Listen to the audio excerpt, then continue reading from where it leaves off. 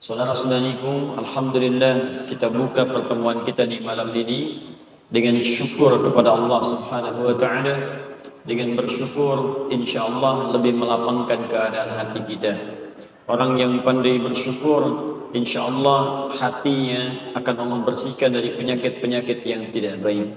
Orang yang pandai bersyukur insyaallah beban-beban kehidupannya akan diringankan oleh Allah Subhanahu wa taala. Orang yang pandai bersyukur insyaallah diberikan perisai sehingga syaitan tidak mampu untuk menggoda dan menjerumuskannya dalam kemaksiatan.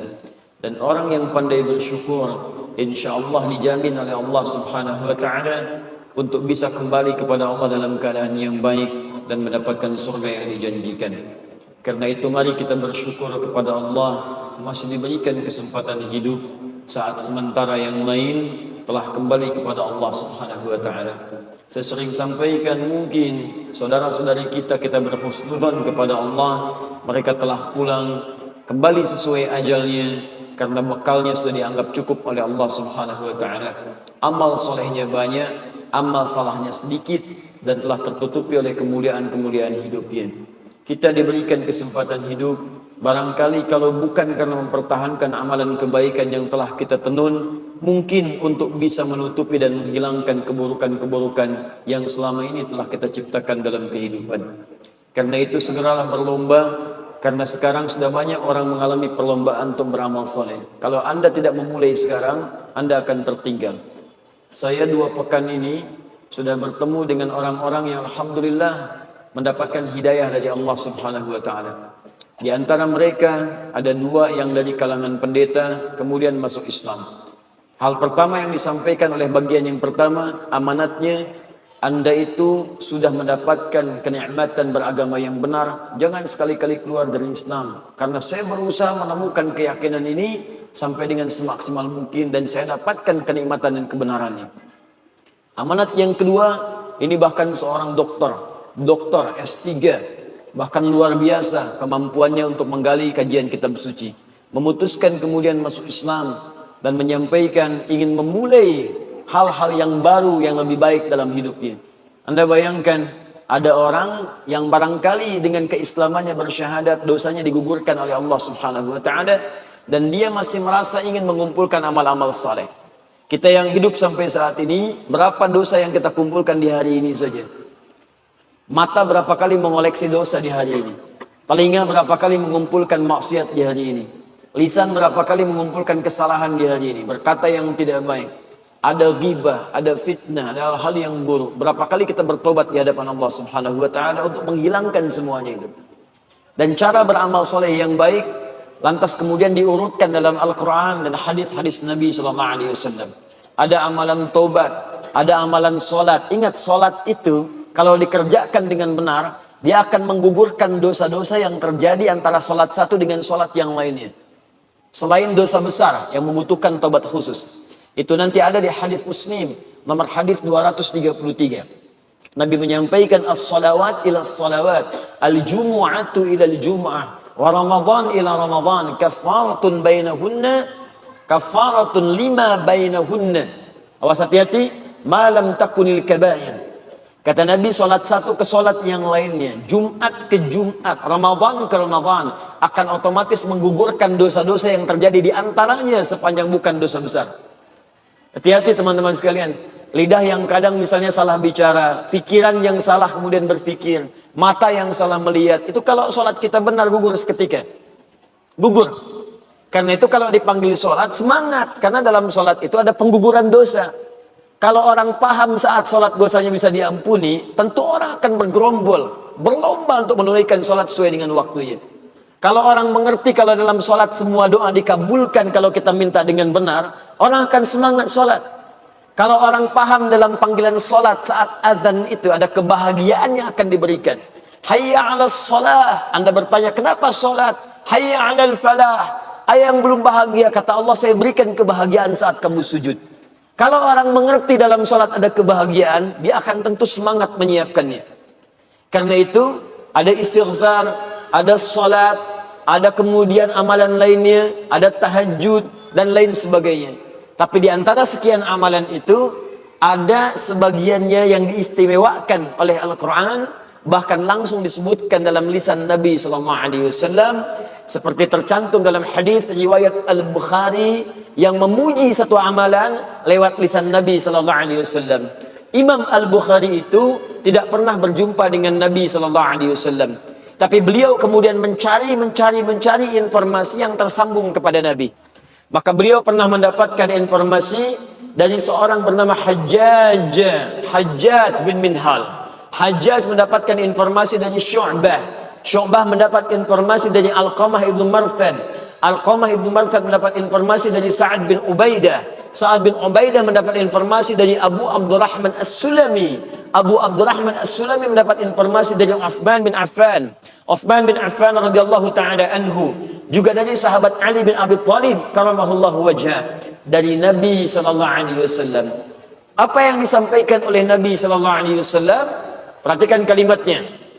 Awas, saking pentingnya kalimat ini, kita mesti memahami dengan baik dan fokus ke dalamnya. Khairukum man ta'allama al-Qur'ana wa 'allamah.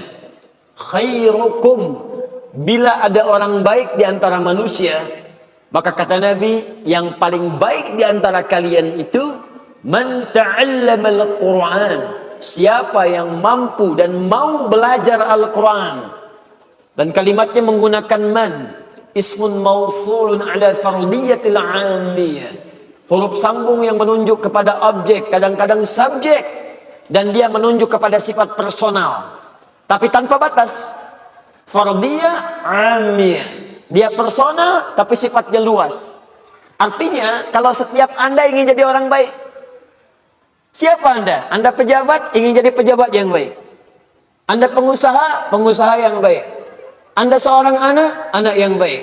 Anda seorang ayah, ayah yang baik. Anda seorang ibu, ibu yang baik.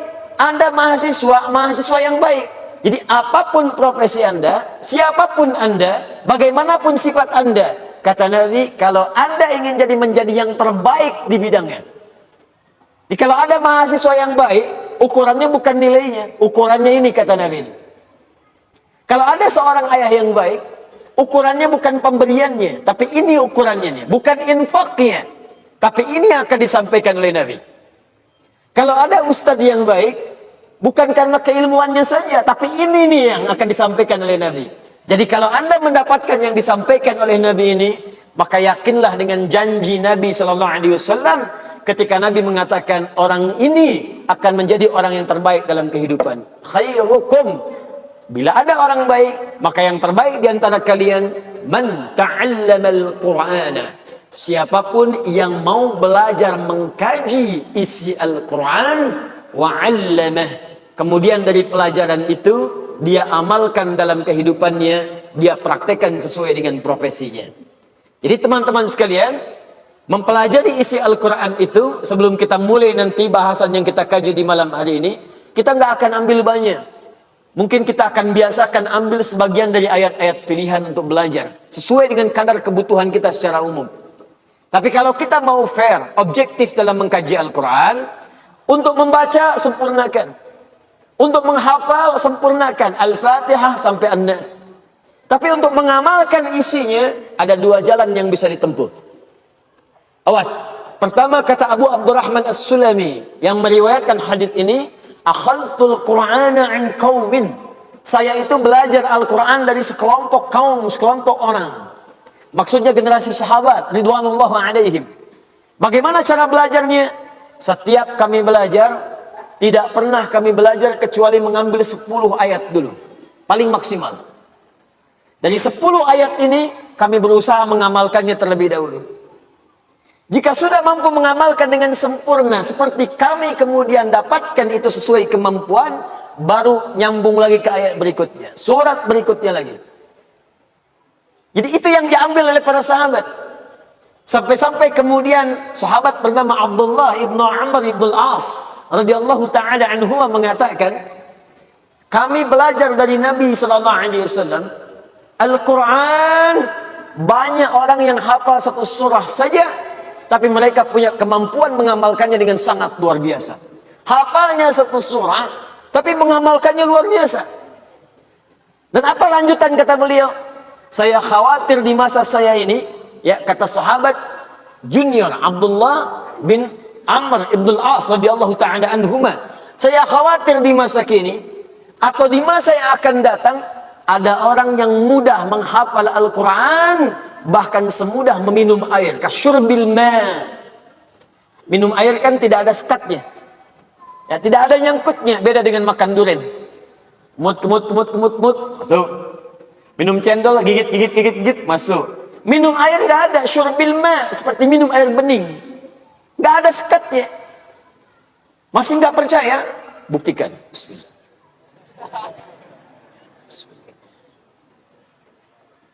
Alhamdulillah. Tidak ada sekatnya. Langsung masuk.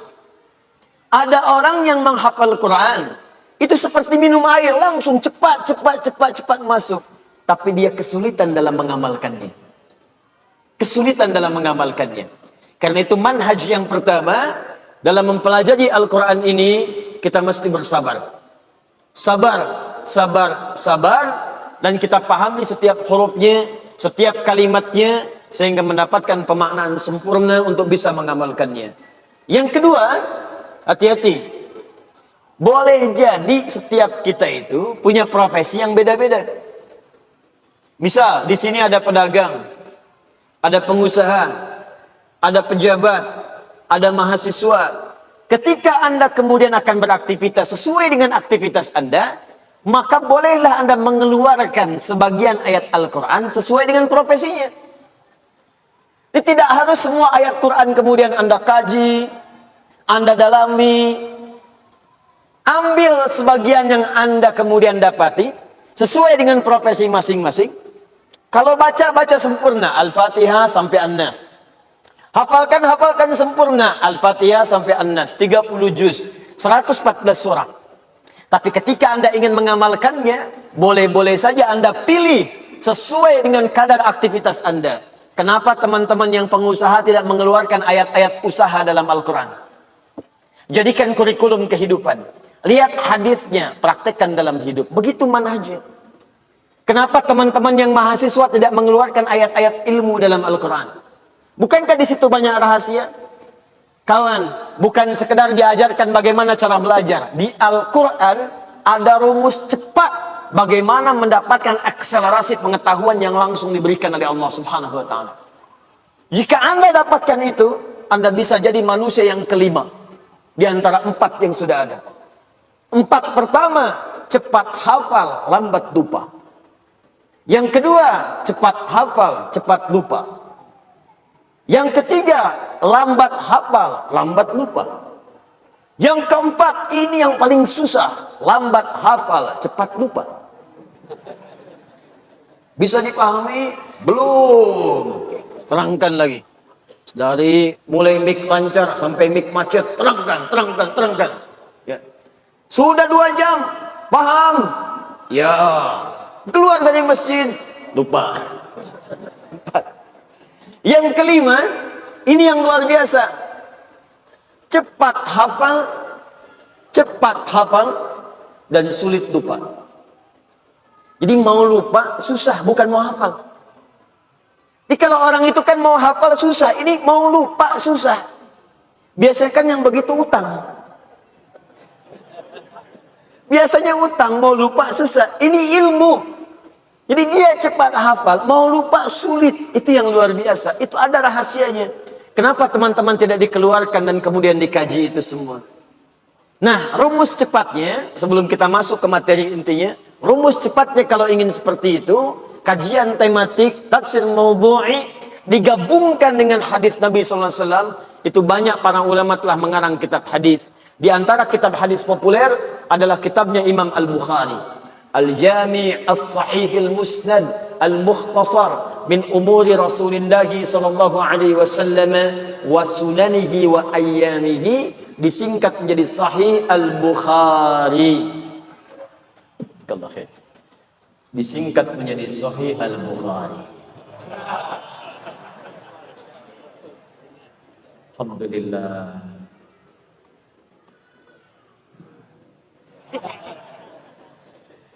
Di Sahih Al-Bukhari Itu sampai ada 97 pembahasan, 97 kitab, 97 topik. Dari kitab Bad'ul Wahyi, Kitabul Iman, Kitabul Ilmi, sampai ke Kitabul Imarah. Dari mulai kitab iman, bagaimana menata iman, bagaimana mencari pengetahuan, bagaimana menata pemerintahan, bagaimana kita menjalani bisnis, ada. Sampai kitab sakit ada. Kalau Kitabul Marid, kitab sakit, Anda bayangkan. Kalau sakit, bagaimana berdoanya? Kalau sakit, bagaimana cara memohon obatnya? Ada. Dan indahnya dibuka dulu dengan ayat Al-Quran, baru hadis-hadis Nabi-Nya SAW. Yang kedua, ada yang sifatnya juga ayat-ayat umum yang bermanfaat untuk semua lintas profesi. Barangkali penting ayat-ayat ini untuk kita kaji, sehingga melahirkan kemudian pemahaman sempurna untuk semua dan motivasi dalam menjalani kehidupan. Di antara ayat-ayat itu, ada yang terkumpul dalam satu surah, ada yang tergabung dalam dua surah di asbabun nuzulnya, juga ada yang terpisah ayat-ayat penyendiri walaupun tergabung di surah tertentu. Di antara sekian banyak ayat itu, kita akan keluarkan malam ini dua surah sekaligus yang turun bersamaan, bahkan urutannya berurutan dalam mushaf, urutan 93 dan urutan 94 dari 114 surah yang termaktub dalam mushaf, yang menjadikan firman Allah Subhanahu wa taala tertuliskan di dalamnya, yaitu surah Ad-Duha dan surah Al-Insyirah atau surah Asy-Syarah atau surah Alam Nashrah. Malam ini kita akan bahas, mudah-mudahan ada manfaat di balik dua surah itu yang bisa memotivasi kita. Dan yang paling penting, semoga dengan bahasan dua surah itu, status kita malam ini insya Allah naik menjadi khairukum man ta'allamal Qur'ana wa 'allamah, yaitu umat terbaik, orang baik yang pernah hidup di muka bumi insya Allah. Tidak cukup dengan amin, mari kita mulai kemudian bahasannya terlebih dahulu. Saya mohon izin, maaf sebentar. Saya ingin ingatkan dulu, mohon bersabar kalau belajar dengan kami, terkhusus belajar tafsir. Saya pun tadi sampaikan siang di Masjid Al-Fathu, saya ini tipikal orang yang tidak terbiasa menyampaikan makna secara umum. Jadi makna Ad-Duha itu secara umum begini, saya tidak terbiasa. Saya itu pecinta Al-Quran, sangat cinta dengan Al-Quran, senang dengan Al-Quran, dan Al-Quran itu semua huruf yang merangkai itu mukjizat. Jadi sayang kalau nggak dibahas setiap hurufnya. Setiap hurufnya, bahkan harokatnya. Ini bukan cuma ayatnya. Ayat itu gabungan dari kalimat. Kalimat itu gabungan dari huruf-huruf. Huruf-huruf pun punya harakat. Dan Al-Quran dahsyatnya, setiap huruf harakatnya itu punya makna. Karena itu ketika Nabi menyampaikan, kalau Anda ingin jadi orang baik, bahasa Nabinya, man ta'allama. Bukan darasa. Saya coba tuliskan sebentar. Terlihat ini? Belum, karena belum saya tulis. Kalau nampak itu yang repot, ya. Jelas? Jelas. Belakang kelihatan ini? Oh, tidak. Khairukum man.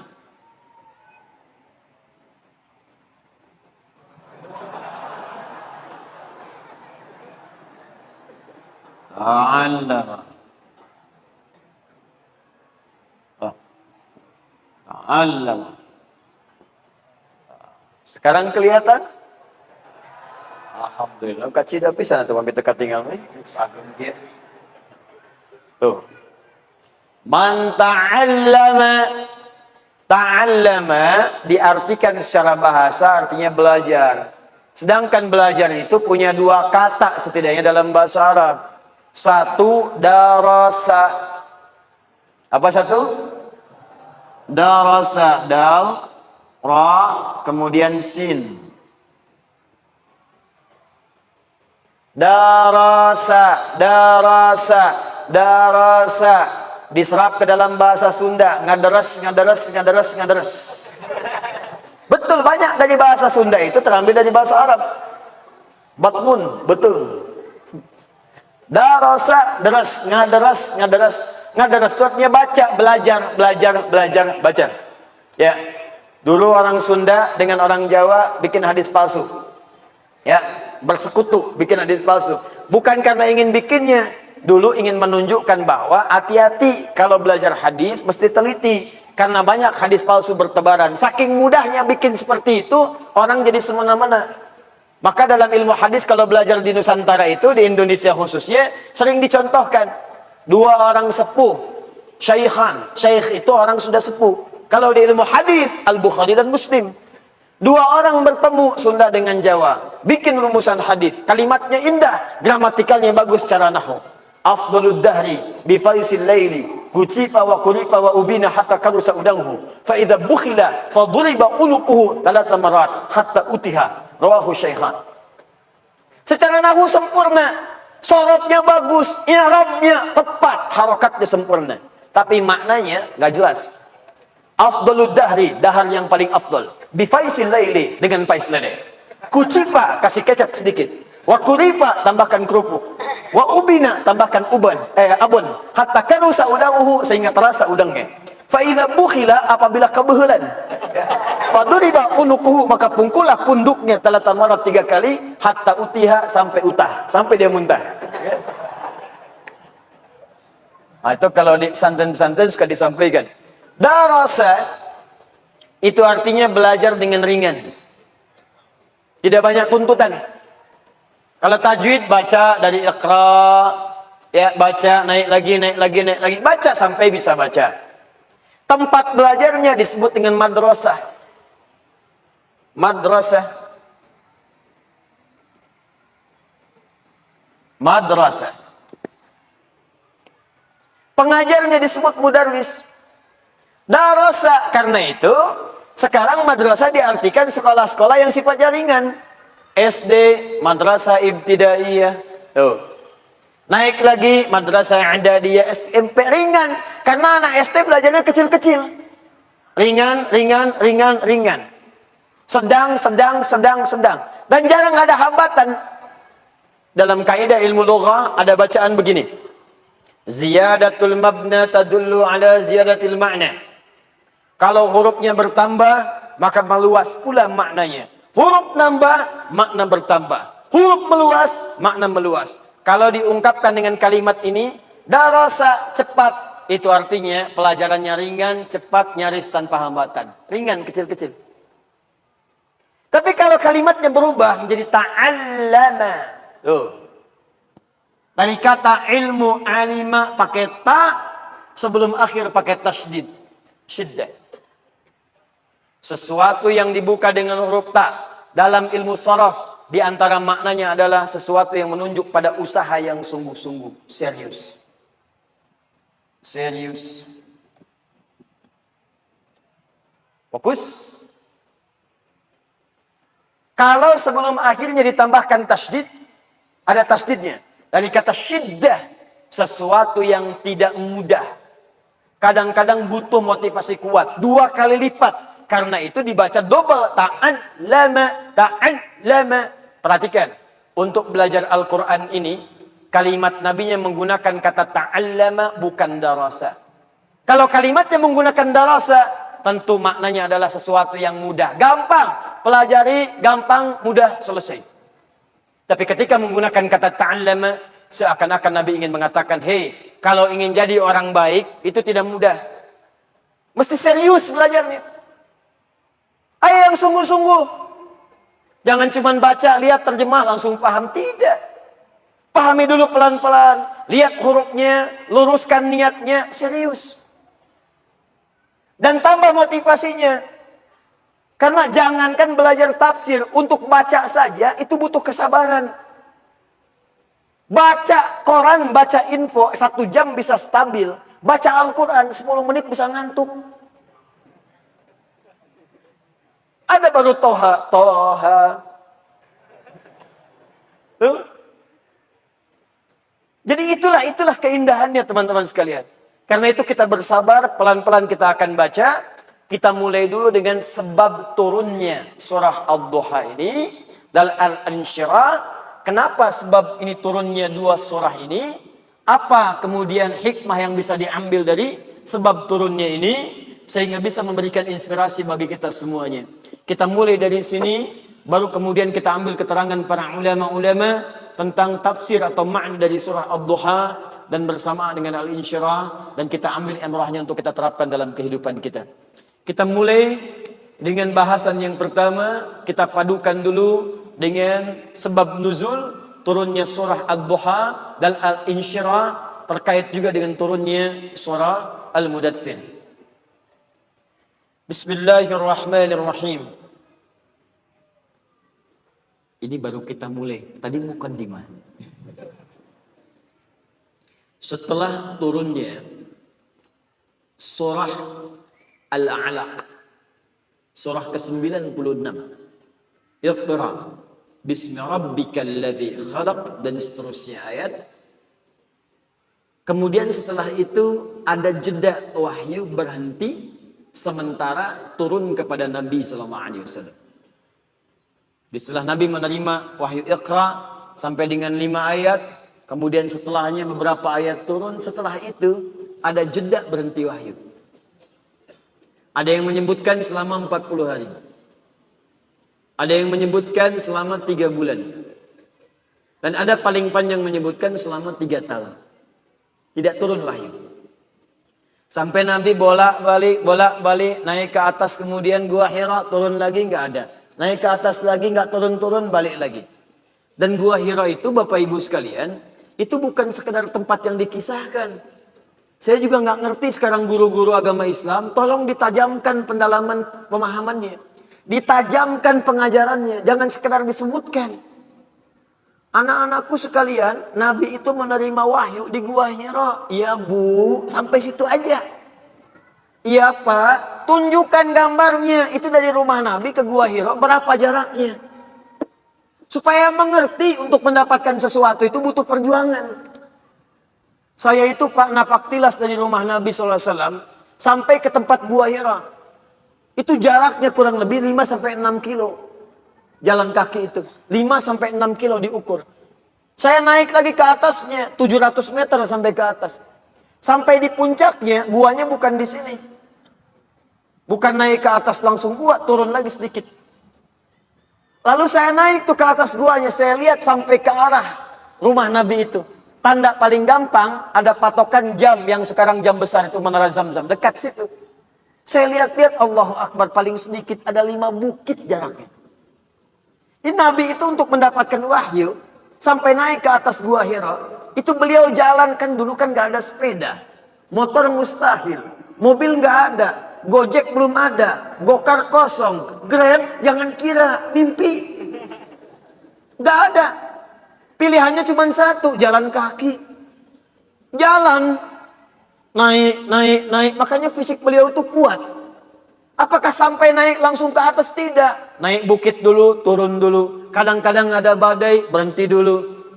Sampai di bawah, Anda kalau mau coba ya, saya bermohon pada Allah, insya Allah yang berangkat haji tahun ini dari Jawa Barat, dari manapun, seluruh Indonesia, seluruh dunia, kita doakan dimudahkan oleh Allah Subhanahu Wa Taala, insya Allah.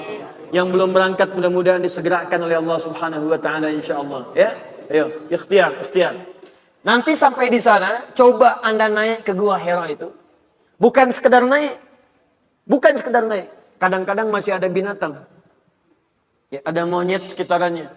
Yang kalau nggak dikasih makan, kadang-kadang nguntit Anda dari belakang. Kadang-kadang tas Anda diambil dan sebagainya. Saya membayangkan bagaimana saat ketika Nabi akan mengambil dan menerima wahyu itu. Naik, turun. Ini menunjukkan pesan bahwa untuk menemukan tempat yang baik itu kadang-kadang butuh perjuangan. Kadang-kadang berkelok-kelok dulu baru menemukan tempat. Untuk menemukan kedekatan dengan Allah itu butuh perjuangan. Kadang-kadang yang belum berjilbab ya akhwat, enggak seketika langsung berjilbab. Kadang ada pergolakan dulu. Kadang melawan dulu orang-orang yang menyoal. Kadang harus punya argumentasi sampai lapang, baru kemudian dikenakan. Untuk meninggalkan riba itu nggak mudah.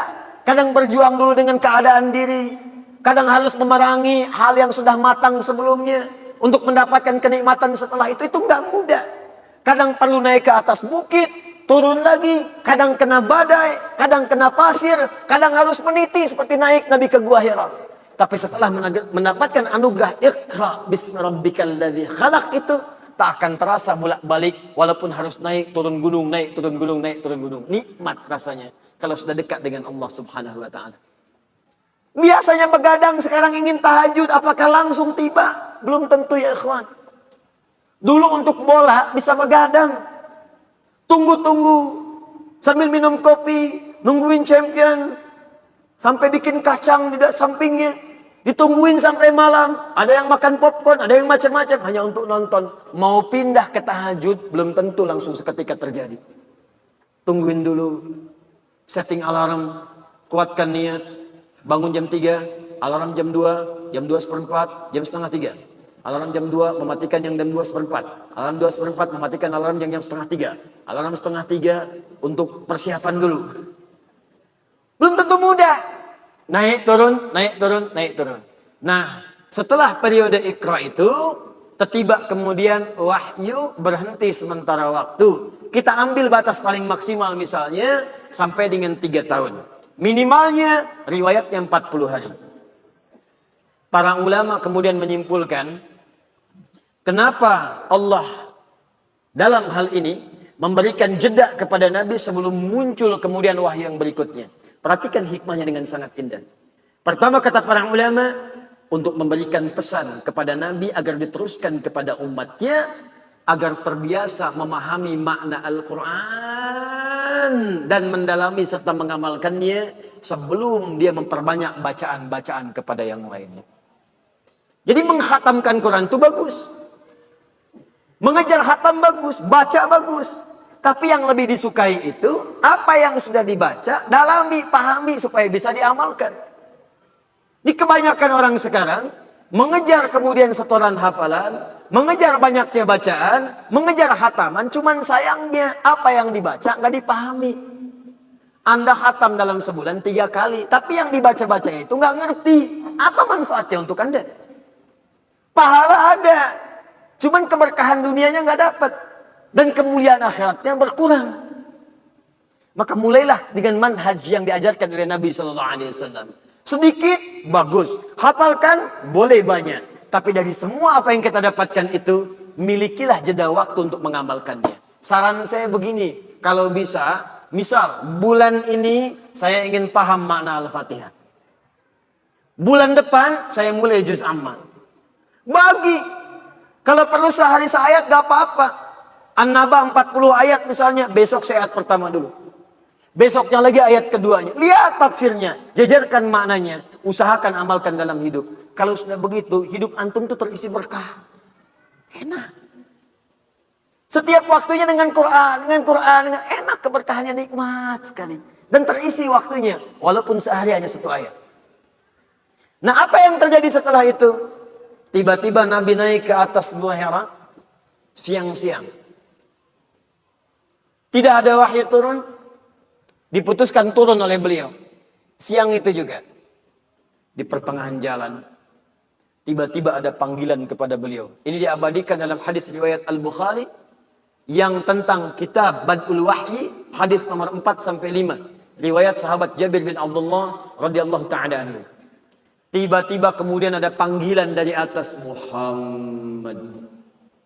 Muhammad. Nengok kanan tidak ada orang, kirinya kosong, depannya nggak ada orang, belakangnya kosong. Begitu melihat ke atas, ada satu sosok. Kana yaqudu bainas sama'i wad dunya. Seperti orang yang duduk antara langit dengan bumi. Sama wal ard. Antara seperti duduk di antara langit dan bumi. Melihat ke bawah mengatakan Muhammad. Muhammad. Masya Allah. Mas. Siapa namanya? Dzul Khair, orang yang punya kebaikan. Mas Dzul Khair siang-siang ke Al-Khuwah, i'tikaf dari zuhur sampai jam 2, udah kosong, gak ada orang sama sekali. Keluar dari Al-Khuwah, tiba-tiba ada panggilan di luar, Dzul. Depan kosong, belakang gak ada orang, kanan kiri kosong, Dzul. Lihat ke atas, makhluk besar, rambut panjang, jubah putih. Tuh. Apa responnya? Kata Nabi, fara'ibtu minhu. Saya khawatir, takut sampai bulu kuduknya naik. Lalu saya tinggalkan tempat itu dengan cepat. Sampai kemudian bertemu dengan Sayyidah Khadijah. Sampai kemudian digandeng tangannya, Nabi katakan, dathiruni, dathiruni. Riwayat lain, zambiluni, zambiluni. Sampai seketika sudah tenang, disampaikan kalimat, turunlah kemudian surah Al-Mudaththir. Ya ayyuhal mudaththir, qum fa'anzir, wa rabbaka fakabbir, dan seterusnya ayat. Itu ayat perintah dari Allah langsung kepada Nabi untuk berdakwah secara terang-terangan, untuk mengamalkan ilmu. Ini kata para ulama hikmah yang kedua. Kalau kita ingin mengamalkan sesuatu, ingin beramal, ingin ibadah, jangan sampai kita ibadah sebelum punya dasar ilmu yang matang. Nabi saya diminta beribadah, beramal, berdakwah, itu diminta berilmu dulu. 3 tahun masanya. Belajar, belajar, belajar. 40 hari paling minimal. Ini pelajaran bagi kita. Sebelum kita mengamalkan sesuatu, dasari dengan ilmu dulu. Ingin salat tahajud, belajar dulu. Ingin kita sedekah, pelajari supaya maksimal. Apalagi ketika kita ingin menyampaikan pada orang lain, pelajari dengan baik, pahami dengan baik, baru kita sampaikan. Maka terjadilah kematangan dalam pengetahuan kita. Kasus yang pertama, wahyu tertunda dalam tanda petik turun kepada Nabi dengan hikmah tertentu. Tiba kemudian peristiwa itu terjadi lagi. Bagaimana peristiwanya? Dalam masa setelah itu turun wahyu, turun wahyu, turun wahyu, sampai kemudian terputus dalam jangka waktu sekitar 2 sampai dengan 3 malam. Saking dahsyatnya, maaf, Nabi malam itu kemudian bermohon kepada Allah, belum turun. Malam kedua, belum turun. Yang ketiga pun belum turun. Sampai-sampai di malam ketiga ini, istrinya Abu Lahab, bibinya sendiri. Abu Lahab kan bagian keluarganya. Keluarga Nabi SAW. Yang kemudian disampaikan dalam Al-Quran tentang kecamannya. Istrinya Hammalatul Hatab datang kepada Nabi Muhammad SAW. Inna sahibaka qad qalah. Hei, kata istrinya Abu Lahab. Awas, hati-hati. Kata istrinya Abu Lahab. Hei, inna sahibaka qad qalah. Sungguh, fokus. Sungguh, sahibmu ini maksudnya kepada Allah. Yang biasa memberikan firman kepadamu, yang biasa menyampaikan berita kepadamu, kayaknya sudah meninggalkanmu ya. Dia datang dengan mengolok-olok. Wah, sekarang Muhammad sudah ditinggalkan ya. Ah, Muhammad sudah seperti orang gila ya. Ya, Muhammad sudah nggak ada pendamping ya. Ya, Muhammad sudah sendirian dia sekarang ya. Bayangkan teman-teman, biasa menerima wahyu, kemudian terputus. Mirip begini nih, mirip begini. Maaf ya. Maaf.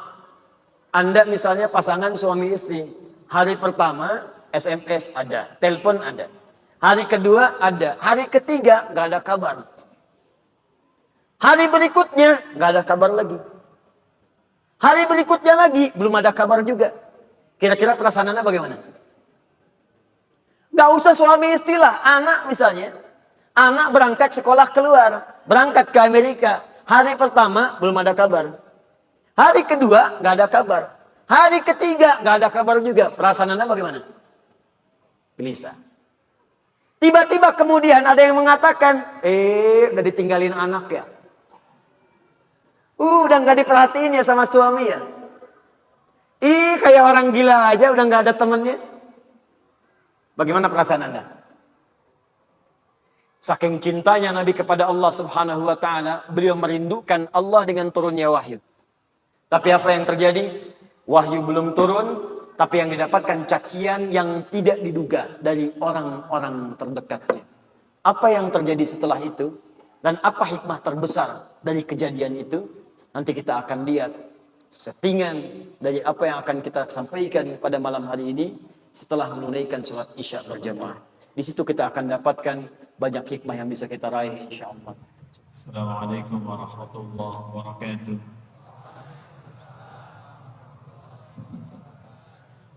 Alhamdulillah.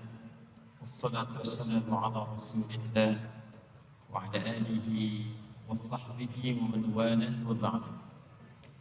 Saudara-saudariku, alhamdulillah kita telah menunaikan salat Isya berjamaah beserta amalan-amalan sunnahnya. Semoga salat kita diterima oleh Allah Subhanahu wa taala. Baiklah, Nabi sallallahu alaihi wasallam melewati fase yang kedua saat wahyu itu belum turun rutin seperti biasanya.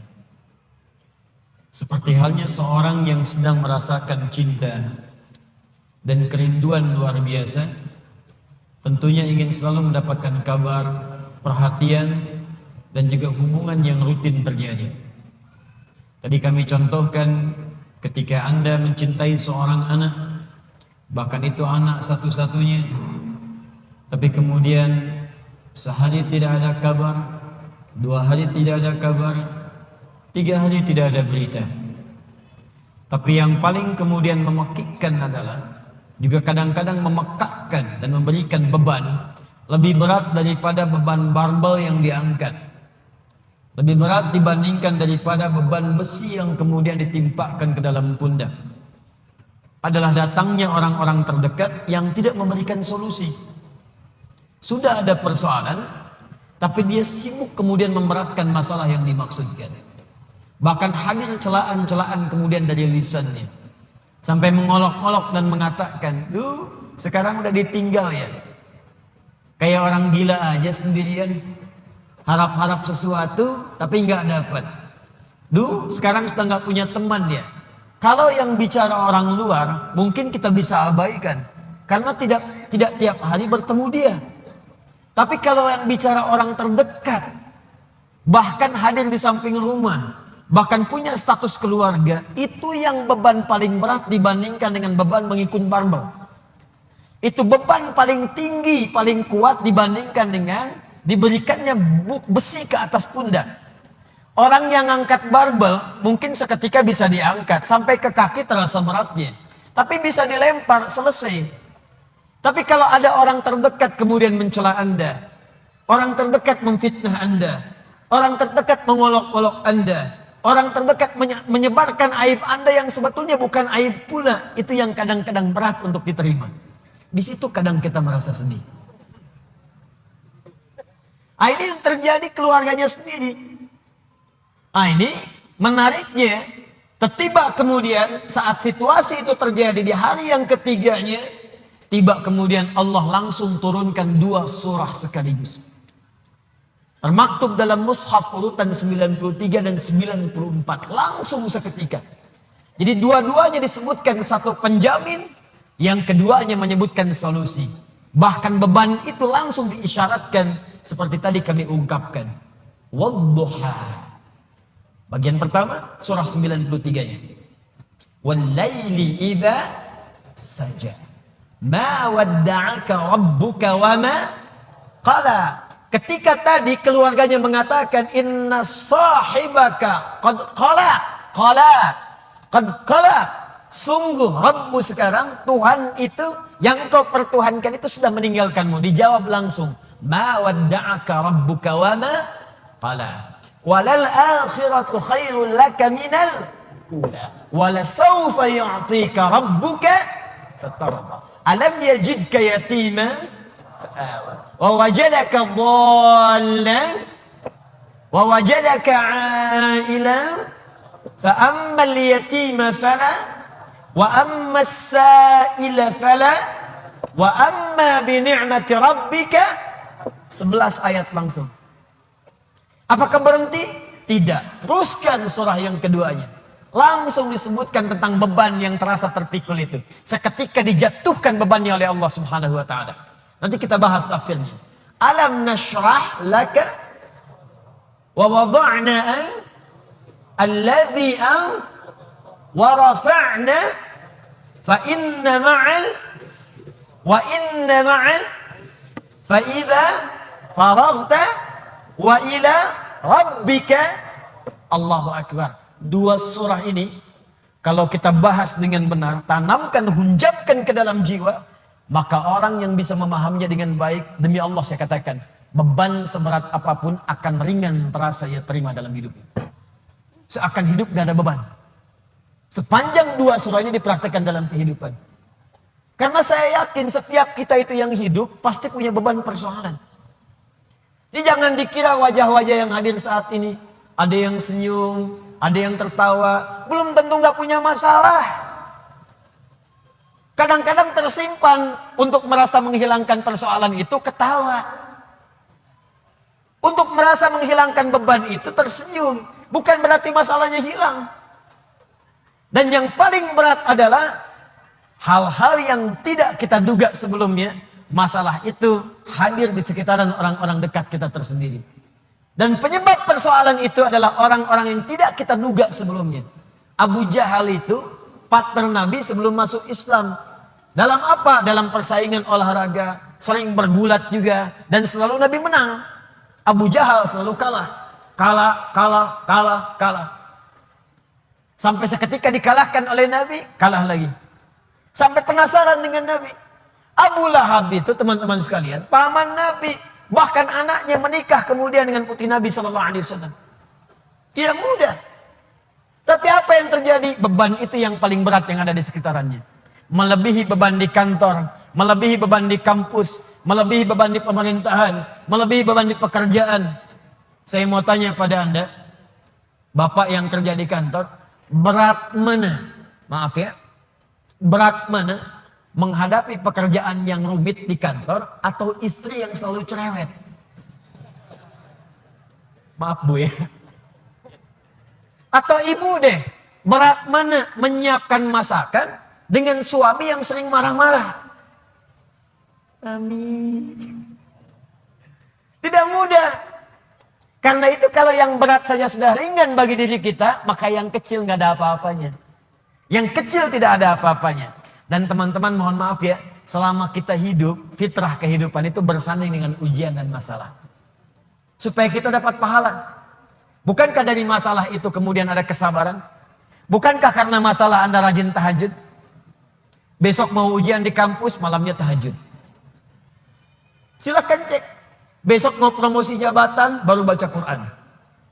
Besok ada proyek mau lelang, baru puasa.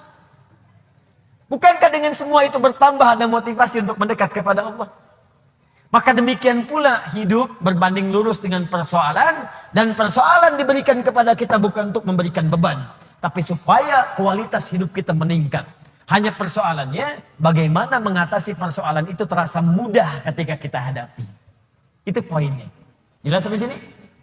Baik, mari kita mulai. Wadduha. Saya bersumpah, kata Allah, demi waktu duha yang menghadirkan cahaya yang penuh dengan kenikmatan. Wawunya sumpah, qasam.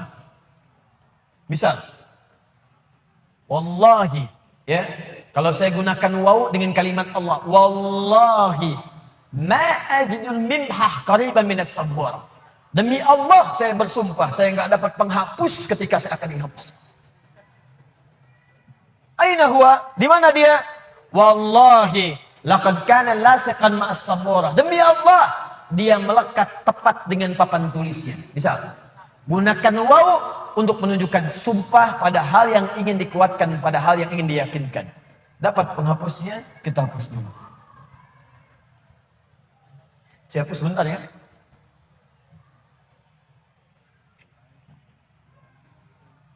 Gak apa-apa. Ini memang seperti ini fitrahnya. Ya.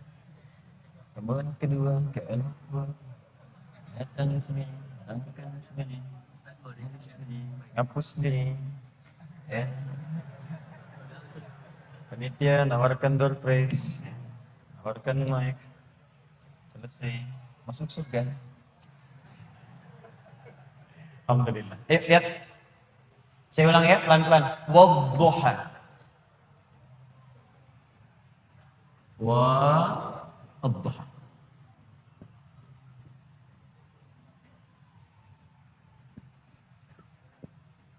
Fokus. Huruf waw dalam bahasa Arab itu setidaknya secara garis besar ada 2 jenis. Satu disebut atof. Atof itu waw yang mengikutkan pada hukum sebelumnya. Misal, buka Quran surah ke-2 Al-Baqarah ayat 127. Paling kiri sebelah atas. Wa idh yarfa'u Ibrahimul qawa'ida minal bait wa Ismail. Wa Ismail. Dan pelajarilah, ingatlah, pahami ketika Nabi Ibrahim ditugaskan oleh Allah untuk meninggikan bangunan Ka'bah. Ditinggikan. Wa Ismail, dan Ismail ikut mengerjakan itu. Saya ulang. Dan Ismail ikut mengerjakan itu. Jadi ketika ada huruf waw di tengahnya, itu artinya mengikutkan satu orang kepada yang lainnya dalam pekerjaan yang sama. Zahaba Ahmad ila Masjid Al-Ukhuwah wa Ali. Ahmad pergi ke Masjid Al-Ukhuwah dan Ali ikut ke situ. Itu waw ataf. Tapi kalau ada huruf waw, misal berada di awal ayat biasanya, dalam setiap awal surah, dan harakat setelahnya itu kasrah. Harakat setelahnya itu kasrah. Jadi waw, ada kalimat, di akhir kalimat itu harakatnya kasrah. Atau kasrahnya tidak ada, tapi ditutup dengan alif. Alifnya alif belok begini. Itu menunjukkan wawunya sumpah, kasar, sumpah.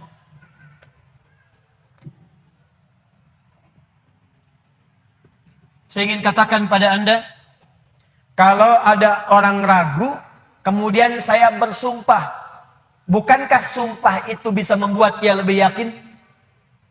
Bukankah sumpah itu ditujukan untuk menepis keraguan? Lihat baik-baik. Manusia saja bersumpah, Anda bisa yakin. Sekarang Allah itu nggak bersumpah pun pasti benar.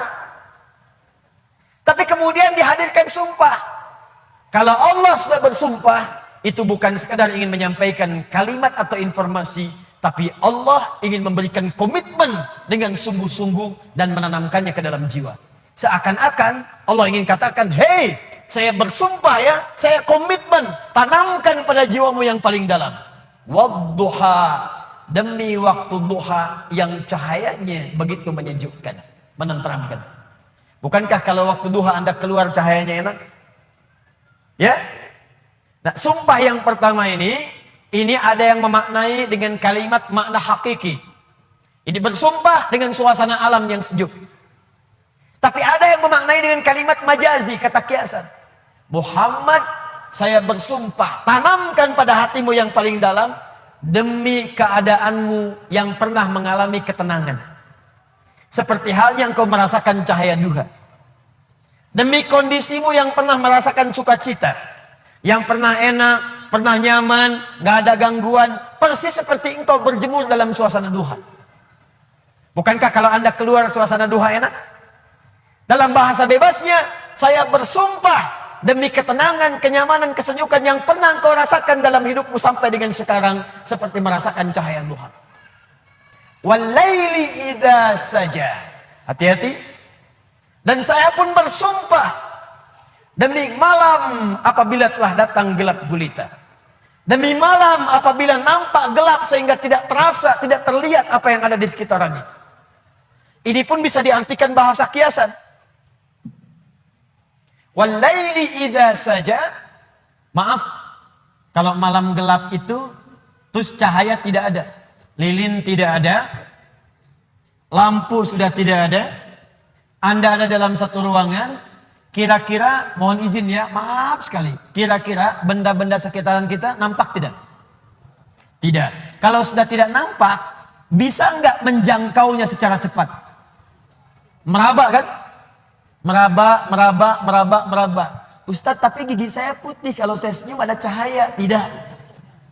Tetap pantulannya tidak akan menghadirkan optik yang sempurna. Maka ketika Anda ingin meraba, sulit. Ada orang, maaf ya, dihadapkan pada sebuah peristiwa, berat peristiwanya, seperti orang berada di tengah malam. Memang suasananya siang, matahari ada, tapi bebannya begitu berat, sampai-sampai matanya terasa gelap. Kayak orang limbung, jalan limbung. Pernah punya masalah di kantor, tiba-tiba baru datang, Anda dipecat. Oh, astagfirullah. Kenapa Pak? Jangan tanya alasannya, pulang saja. Padahal suasana siang, terang benderang, mataharinya juga terik. Tapi seakan-akan kita mendapatkan sesuatu yang gelap. Pulang goyang. Ibu tiba-tiba baru nyampe di pengajian, dapat WA. Aku sudah tidak mencintaimu lagi. Wah, kenapa ini? Papa, apa yang terjadi? Apa mah? Ada SMS begini. Itu bukan nomor papa, mungkin salah. Tapi kalau itu benar, gelap. Jadi ada beban-beban tertentu dalam kehidupan yang terasa begitu gelap. Maka muncul kalimat walaili idza saja. Ataupun suasana yang engkau punya beban Muhammad. Saking beratnya beban itu seperti engkau berada di pertengahan malam yang tidak ada cahaya. Sulit berjalan, sulit meraba sampai ada beban di pundakmu. Ma wadda'aka rabbuka wa ma qala. Tanamkan dalam jiwamu, aku bersumpah kata Allah, dan ini komitmenku kepadamu. Baik engkau dalam suasana suka seperti waktu duha, ataupun dalam suasana punya beban yang sangat berat, tanamkan, yakinkan pada jiwamu, aku tidak akan pernah meninggalkanmu untuk selamanya. Jangan dengarkan perempuan itu yang berkata, Tuhanmu telah meninggalkanmu. Inna sahibaka qad qala. Dijawab langsung oleh Allah, ma wadda'aka rabbuka wa ma qala. Gak akan pernah Tuhanmu meninggalkanmu, apalagi kemudian menjauhimu. Ini, kata para ulama, ini manhaj yang pertama. Bila seseorang dekat dengan Allah, dan selalu mendekatkan diri kepada Allah untuk bertakarrub, dekat, sampai merasakan kedekatan dengan Allah, maka tidak ada yang paling menyenangkan, dan tidak akan pernah merasakan beban dalam hidup, kecuali semuanya akan diringankan oleh Allah Subhanahu wa ta'ala. Kecuali semuanya akan terasa ringan karena dia merasa dekat dengan Allah Subhanahu wa ta'ala. Di bahasa singkatnya begini, kalau Anda dekat dengan Allah, baik dalam suasana senang tidak akan melalaikan. Biasa saja karena yang paling tingginya Allah. Dan kalau sedang punya musibah pun gak akan berpengaruh. Seberat apapun sepanjang Anda merasa ada Allah, demi Allah saya katakan, semua itu akan terasa ringan. Contoh, maaf ya, Anda sedang punya masalah sekarang. Berat rasanya, gak mudah dirasakan. Tapi dalam hati Anda ada keyakinan kepada Allah. Tiba-tiba muncul kalimat, la yukallifullahu nafsan illa. Allah gak mungkin titipkan beban persoalan kecuali Anda sanggup menjalani. Jadi kalau orang-orang yang dekat dengan Allah, di hatinya ada Allah, dalam pikirannya ada Allah, ingatannya terhadap Allah, jadi yang lain itu terasa kecil.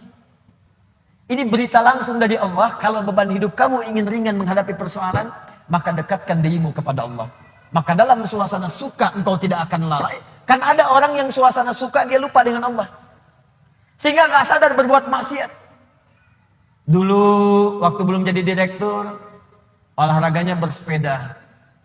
Jadi direktur, sekarang mulai main golf, jalan. Sekarang mulai punya sekretaris. Sekretarisnya perempuan. Banyak melihat sekretaris dibandingkan istri di rumah. Jalan. Pergaulan mulai meluas. Hati-hati. Kalau tidak ada manhaj Rabbani, kedekatan dengan Allah dalam jiwa, itu bisa berpeluang untuk bermaksiat.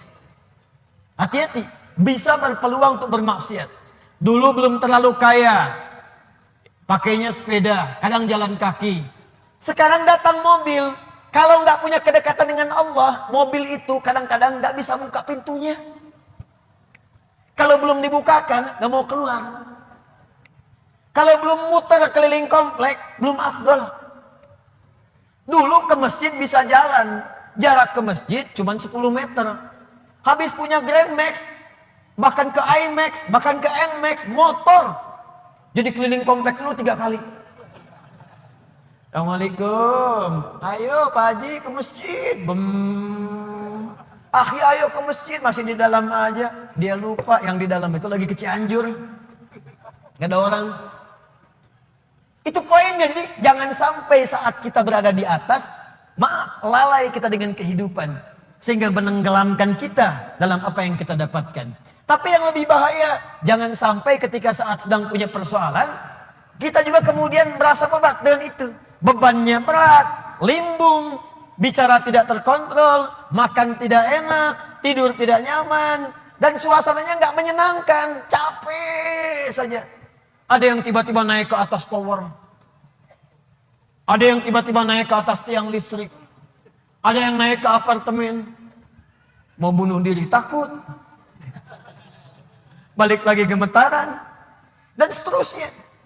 Dan tidak ada kerjaan. Semua itu tidak akan pernah terjadi kalau Anda dekat dengan Allah Subhanahu wa taala. Di pelajaran pertama dari surah Ad-Duha di awal ayatnya, berusahalah selalu untuk mendekatkan diri kepada Allah Subhanahu wa taala. Orang yang dekat dengan Allah, maka akan dijamin oleh Allah langsung hidupnya, baik dalam keadaan suka ataupun sedang merasakan duka, tidak akan berpengaruh banyak pada dirinya, karena yang paling tinggi dan paling menyenangkan adalah kedekatannya dengan Allah Subhanahu wa taala. Jelas sampai sini? Baik. Jadi kalau dia sedang kaya, tahajud jalan, karena yang dirindukan tahajudnya. Lihat Abdurrahman bin Auf, Utsman bin Affan, Tamim Ad-Dari, kekayaan banyak, harta melimpah, kapak terbuat dari emas, malam masih tahajud, teman-teman. Masih sempat baca Al-Quran. Utsman tuh sampai jadi presiden masih punya waktu untuk khataman Quran. Kan Utsman radhiyallahu ta'ala anhu waktu terbunuh kan sedang baca Al-Quran. Masih puasa, saat itu sedang puasa. Anda bayangkan nikmatnya dekat dengan Allah, walaupun jabatan tinggi, yang terasa nikmat itu saat sedang beribadah kepada Allah, saat tahajudnya, itu yang dinanti. Nabi itu kedudukannya paling tinggi. Tapi kapan merasakan kenyamanan? Saat tahajud. Sampai tak terasa rakaat pertamanya 5 juz 4 halaman. Paling sedikit 100 ayat. Saya mau tanya pada Anda, pernah nggak merasakan kenikmatan seperti itu? Apakah nikmat saat dapat door prize, apa saat baca wadduhanya?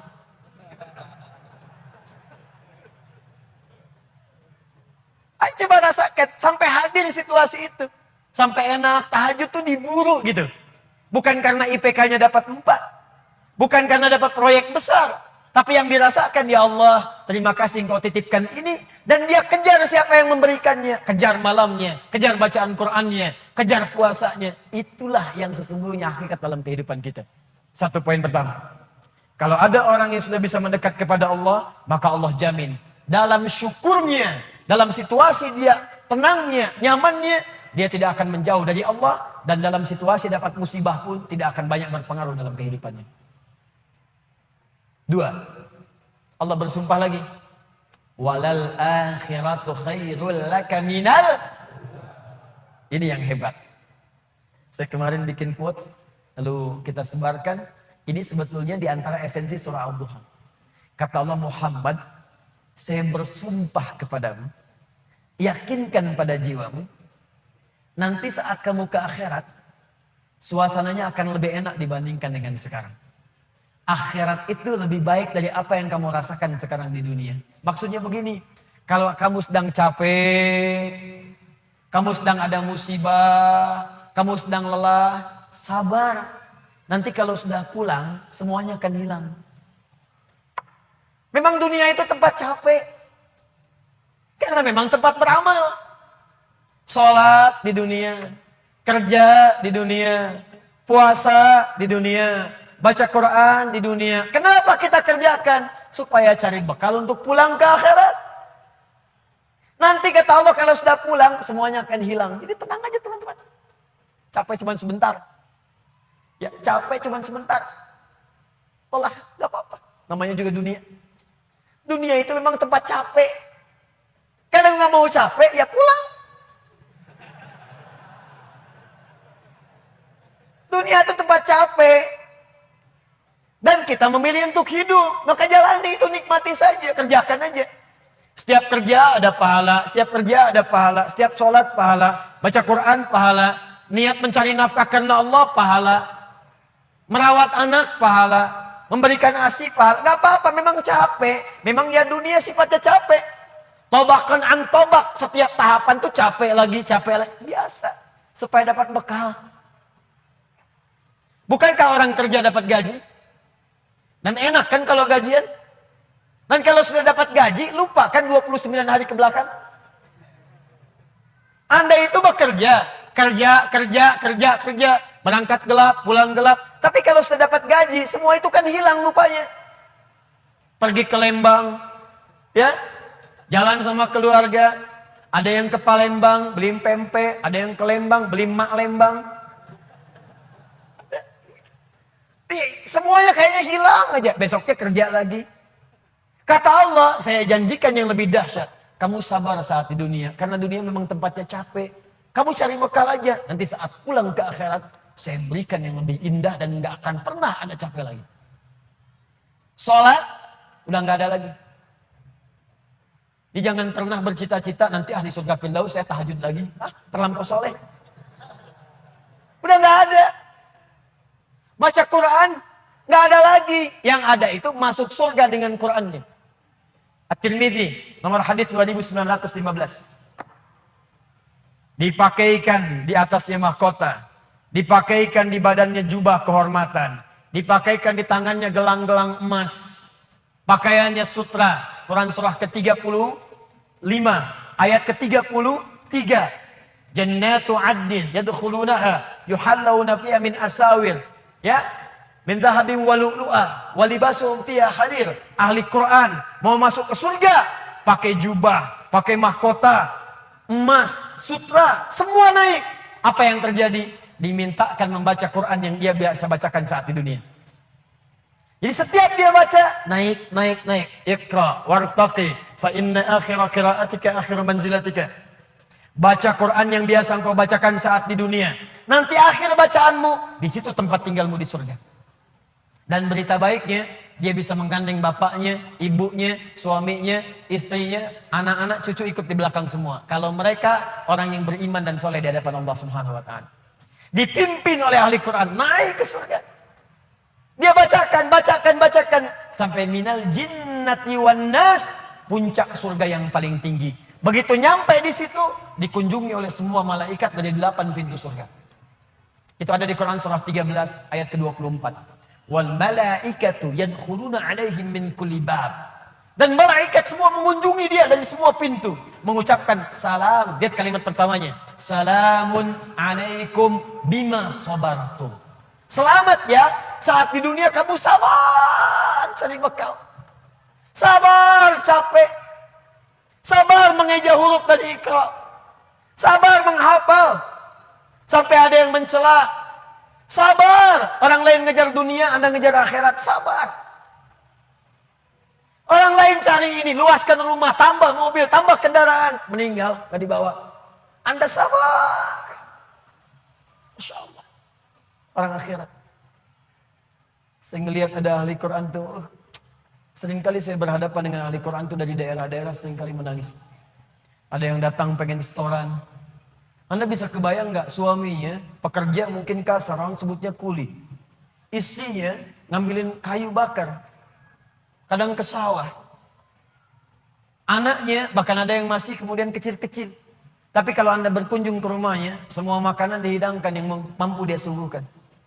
Lalu keluar kalimat Alhamdulillah. Abi kalau bekerja dapat uang banyak sekali. 500.000. Sebulan 500.000. Banyak sekali. Syukur. Ternyata perempuan itu sudah punya sanad hafalan Quran 7 qiraat. Lelakinya hafal Quran. Anaknya hafidz semua. Anaknya penghafal Quran semua. Anda ada di mana? Itu perlombaan sabar. Naik sampai ke atas. Jadi kalau sekarang sedang capek, nikmati, sabar. Besok kalau meninggal, gak ada capek lagi. Dan panggilannya sudah tenang kita. Karena kerja kita selesai, mirip begini. Ada berita besok gajian. Besok gajian, tenang kan? Malam tidur enak kan? Orang yang punya bekal itu, dia sabar itu, nanti di akhir sakaratul mautnya, dia tampakkan semua hasil pekerjaannya. Sampai hatinya merasa tenang. Jadi gak terasa, tidur aja. Ya ayat Tuhan nafsul mutmainnah. Ditarik, tenang, tidur aja, selesai. Tinggal dia jumpai Allah di akhirat. Nanti mendapatkan hasil dari apa yang dia kerjakan. Makanya kata Allah, kalau sedang sholat, terasa capek. Apa jawabannya? Sabar ya. Walal akhiratu khairul laka minal ula. Nanti di akhirat gak ada tahajud lagi. Kalau sedang menghafal Quran capek, sabar ya. Nanti di akhirat gak ada menghafal lagi. Abadi sifatnya. Wafat selesai hafalan itu. Kalau sedang kena musibah, sabar ya. Sabar. Jalani dulu. Zikir kepada Allah supaya dapat pahala. Nanti setelah meninggal gak ada masalah lagi. Tenang. Nanti pulang selesai semua. Jadi kalau ini kita tanamkan dalam jiwa kita. Setiap punya masalah, nanti beres kok insya Allah. Selesai kok. Memang saya jalani aja sampai waktunya saya wafat. Saya pulang, saya dapatkan semua kenikmatannya. Masya Allah. Ustadz beneran? Benar.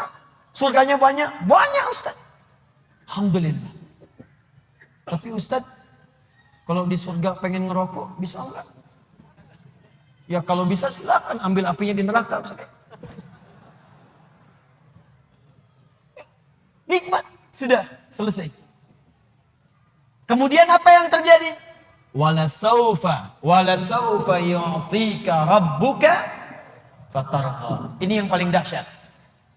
Nanti di akhirat kata Allah, kalau kamu sabar saat di dunia sekarang, Bu, Pak, sabar tahajud, sabar merawat anak, sabar sekolahkan mereka ke pesantren, sabar talaki Al-Quran, sabar berjamaah ke masjid, Anda kerja di pemerintahan, kerja jadi pegawai, ada yang berdagang, ada yang bisnis, sabar. Waktunya sholat, sholat. Waktunya zakat, zakat, sabar. Nanti kata Allah, saat pulang ke akhirat, wala saufa yu'tika rabbuka fatarda. Saya akan berikan semua yang kamu inginkan sampai puas. Kaidah nikmat itu, kaidah nikmat. Semua bicara termasuk dalam Al-Quran. Selama hidup di dunia. Kaidah nikmat itu gak ada yang pernah puas. Saya ulang ya. Nikmat itu gak ada yang pernah puas. Contoh. Punya sepeda nikmat bukan? Punya motor nikmat tidak? Punya mobil nikmat tidak? Pertanyaan saya. Ketika Anda dapat sepeda, apakah merasa cukup dengan sepeda? Kalau sudah dapat sepeda pengen apa? Sudah dapat motor pengen apa? Sudah punya mobil pengen apa? Pesawat. Garasi gak punya. Nerbangin gak bisa, masih pengen. Belum menikah pengen apa? Menikah. Sudah menikah pengen apa? Punya anak. Sudah punya anak pengen apa? Pengen cucu. Semua terus, jadi gak ada puasnya. Nikmat itu terus pengen. Nanti di akhirat, kata Allah, nanti di akhirat saya akan berikan kepadamu sampai kamu puas. Sampai Anda mengatakan, ya Allah, cukup ya Allah, puas. Sekarang mah pengen terus, pengen. Nanti puas ya Allah. Cukup puas. Ini semuanya nikmat. Sampai selesai semua. Makanya bersabar dunia sebentar. Sebentar mas. Besok meninggal, selesai masalah. Mau besok meninggal? Sisa. Sabar. Dan alhamdulillahnya nggak ada yang dikasih tahu kapan meninggal. Kalau diberitahu bisa jadi kita pun nggak semangat. Sebentar lagi Anda akan meninggal. Jam 8:45 lewat kemudian 45 detik. Waduh, kajian udah bubar nggak pulang di masjid. Astagfirullah. Kenapa Pak? 2 menit lagi. Ini amalan gak terencana. Ini karena kita gak tahu kapan wafat, kita bisa merencanakan. Malam ini tahajud insya Allah jam sekian. Saya mau istighfar jam sekian. Besok subuh di masjid A, zuhur di masjid B. Punya rencana. Dan ketika merencanakan, niat muncul. Dan itu niat ketika muncul, pahala dituliskan. Bukankah innamal a'malu bin niat? Innamal a'malu binniyat. Di ketika niatnya itu sampai, pahala dituliskan. Ini panitia ini nggak akan dihisap, nggak akan diberikan pahala berdasarkan mic-nya bunyi atau putus. Tapi udah ada niat nih, yang penting ada niatnya, ada pahalanya. Masalah bunyi putus, perjuangan saya di sini. Jelas ya? Baik, wala saufa yu'tika rabbuka fatarda. Jadi gini maksudnya, kalau sedang capek, sedang lelah, apalagi kemudian beban itu datang dari orang-orang terdekat. teman sekantor tiba-tiba misalnya nampak mengkhianati, ada mencela, ada macam-macam, ingat Allah, maka Anda akan lapang. Ingat Allah, maka tidak akan ada beban. Dan ingat semua itu akan berakhir ketika kita wafat. Kalau itu ada dalam diri kita, maka demi Allah saya katakan, beban itu seberat apapun akan ringan. Ingat itu baik-baik. Wala sawfa yu'tika rabbuka fatarda. Alam yajidka yatiman fa'awa. Muhammad, coba ingat-ingat. Kamu sekarang gak usah merasakan beban berat. Bukankah dulu pun aku buktikan kepadamu saat engkau yatim, aku kirimkan orang-orang sekitaran untuk bisa memberikan perlindungan kepadamu. Lahir bapak tidak ada ibu. Ibu wafat usia 6 tahun, ada kakek. Kakek wafat usia kemudian Nabi Muhammad 8 tahun, ada paman. Ada semua. Ingat Muhammad SAW. Kalau sedang kamu merasakan beban, ingat senang yang dulu saya berikan. Manhaj yang ketiga. Kalau sedang merasakan kesulitan dalam masalah, kalau masalah ingin cepat diringankan oleh Allah, maka bandingkan masalah itu dengan solusi yang pernah dirasakan sebelumnya. Bandingkan persoalan yang sulit itu dengan kesenangan yang sudah dirasakan sebelumnya. Suami istri sedang punya masalah. Malam ini punya persoalan. Sampai nggak bicara. Coba duduk dulu baik-baik. Ingat masa-masa senang ke belakang. 15 tahun berumah tangga. Masa mau dikalahkan dengan masalah di satu malam? Ingat banyak senangnya atau banyak dukanya. Banyak sukanya, banyak dukanya. Banyak nyamannya, banyak masalahnya. Coba timbang-timbang lagi. Mungkin dengan menghadirkan nostalgia kesenangan itu, yang ini akan terasa ringan. Ma, kenapa malam ini kita mesti cemberut ya? Bukankah kemarin-kemarin kita tertawa? Gara-gara bapak semuanya. Gak apa-apa mah, memang gara-gara papa. Papa terima. Tapi mungkin Allah titipkan keburukan di papa itu karena mama bisa menyempurnakan. Mungkin Allah pilih mama itu adalah mama yang bisa membimbing papa lebih baik. Masya Allah. Oh gitu ya Pak ya. Mama bikin status dulu ya. Jadi kalau semuanya begitu enak rasanya. Tapi memang diucapkan mudah. Menjalaninya belum tentu mudah. Ustaz juga begitu. Makanya jarang sekali ada ustaz ceramah bawa istri. Nah, jadi kalau kita punya persoalan yang kecil-kecil sekarang, ingat masa lalu. Bu, Pak.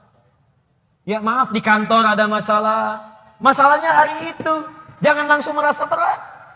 Ada proyek gak selesai dimarahin sama bos. Anda kerja sudah 10 tahun. Dimarahin baru hari itu. Senangnya kan banyak udah 9 tahun.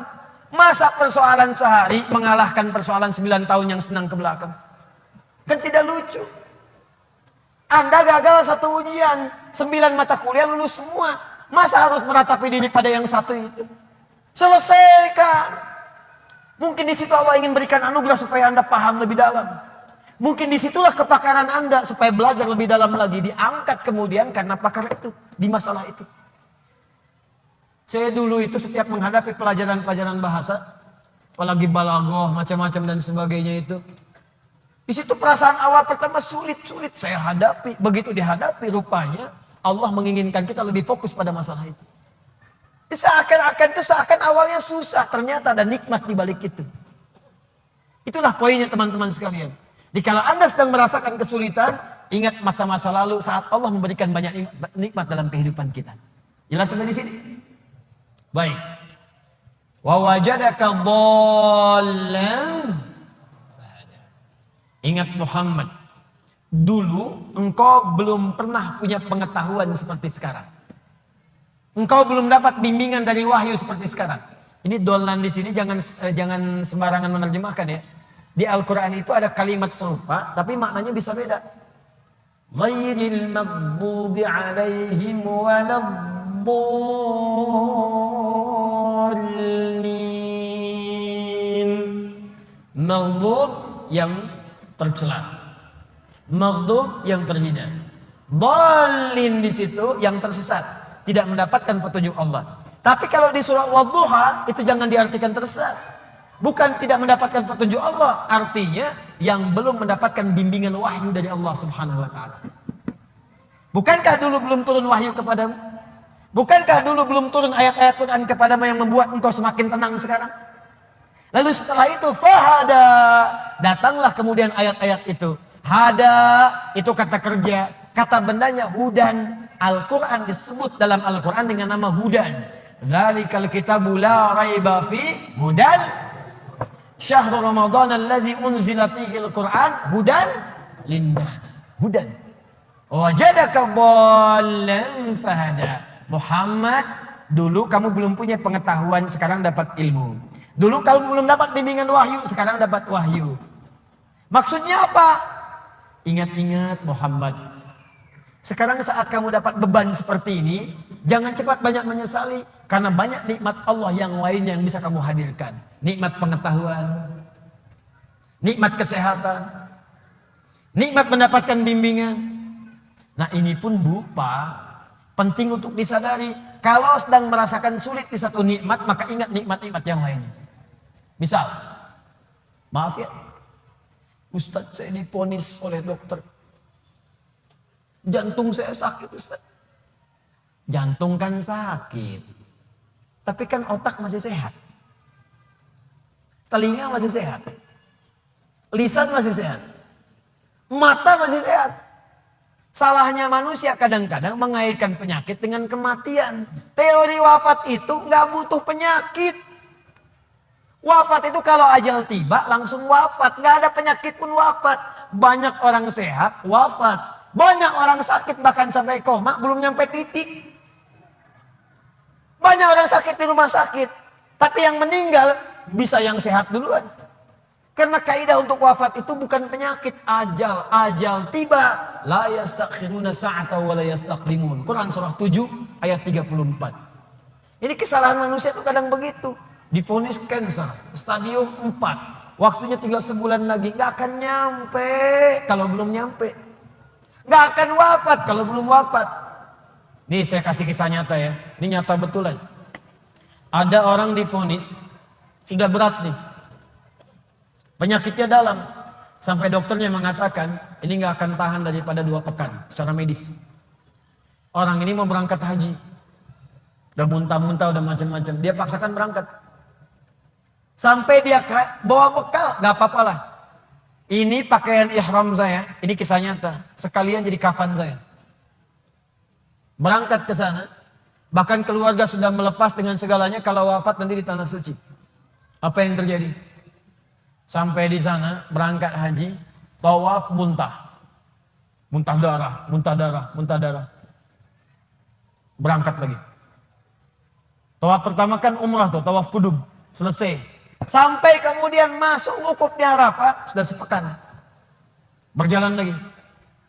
Lontar jumrah, naik sampai puncaknya pun teman-teman.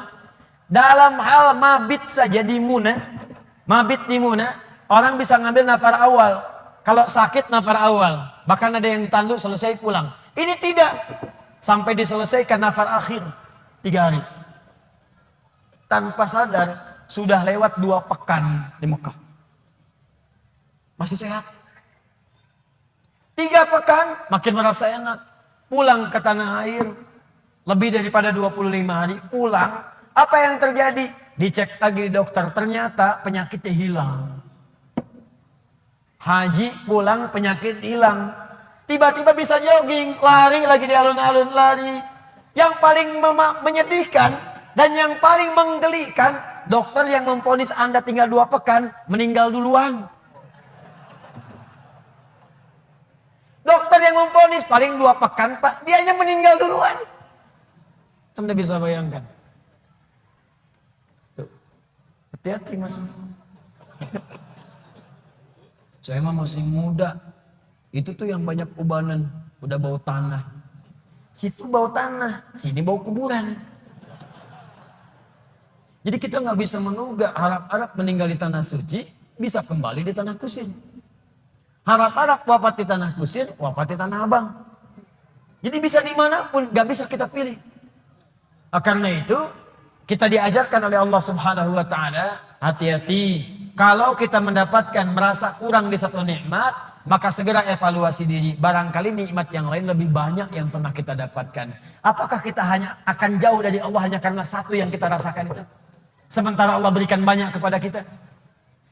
Nah, ini pelajaran penting juga. Awas, awas. Karena ini nanti terkait nanti dengan hal-hal penting. Ada yatim, ada yang lain, ada peminta, ada yang lainnya. Perhatikan baik-baik. Fokus baik-baik.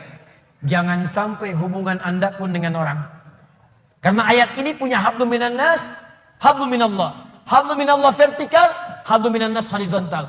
Jangan sampai Anda punya hubungan dengan orang, sudah bertahun-tahun baik, putus hanya karena satu persoalan yang terjadi di satu hari. Sering terjadi begitu. Anda nggak sadar, bertahun-tahun berteman, bertahun-tahun berkolega, bertahun-tahun bertetangga, di pemerintahan, di jabatan, di harta benda, di macam-macam. Cuman gara-gara satu persoalan lupa dengan kebaikan yang pernah terjadi di masa-masa lalu. Kalau itu terjadi dalam hidup Anda, maka Anda sedang dikuasai oleh setan. Anda sedang jauh dari Allah. Karena ayatnya mengatakan, orang yang dekat dengan Allah tidak akan dipengaruhi oleh persoalan-persoalan yang tiba seketika, dan dia tidak akan melupakan kebaikan-kebaikan yang pernah terjadi di masa lalu.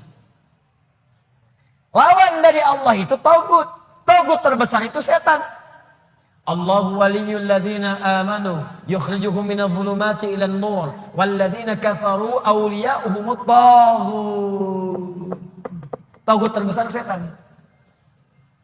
Jelas sampai sini? Awas, hati-hati, kasusnya banyak terjadi.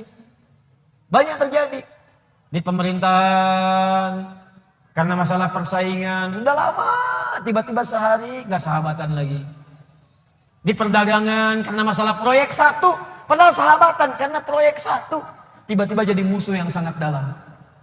Bertetangga sudah puluhan tahun gara-gara pohon mangga, buahnya di si A, ya maaf, pohonnya di si B, buahnya ke si A, jatuhnya ke si A melulu, ribut, gak selesai. Ada kejadian begitu? Banyak. Kalau Anda dekat dengan Allah, Anda akan lapang. Mau mangga silahkan Pak, kalau bisa ambil dengan pohon-pohonnya dari sini. Jelas ya? Baik, kalau sudah seperti itu, maka syukuri semua nikmat tadi. Fa'ammal yatima fala taqhar. Muhammad SAW, dulu kamu pernah yatim, kamu dirawat, maka sekarang syukuri nikmat dengan merawat anak yatim.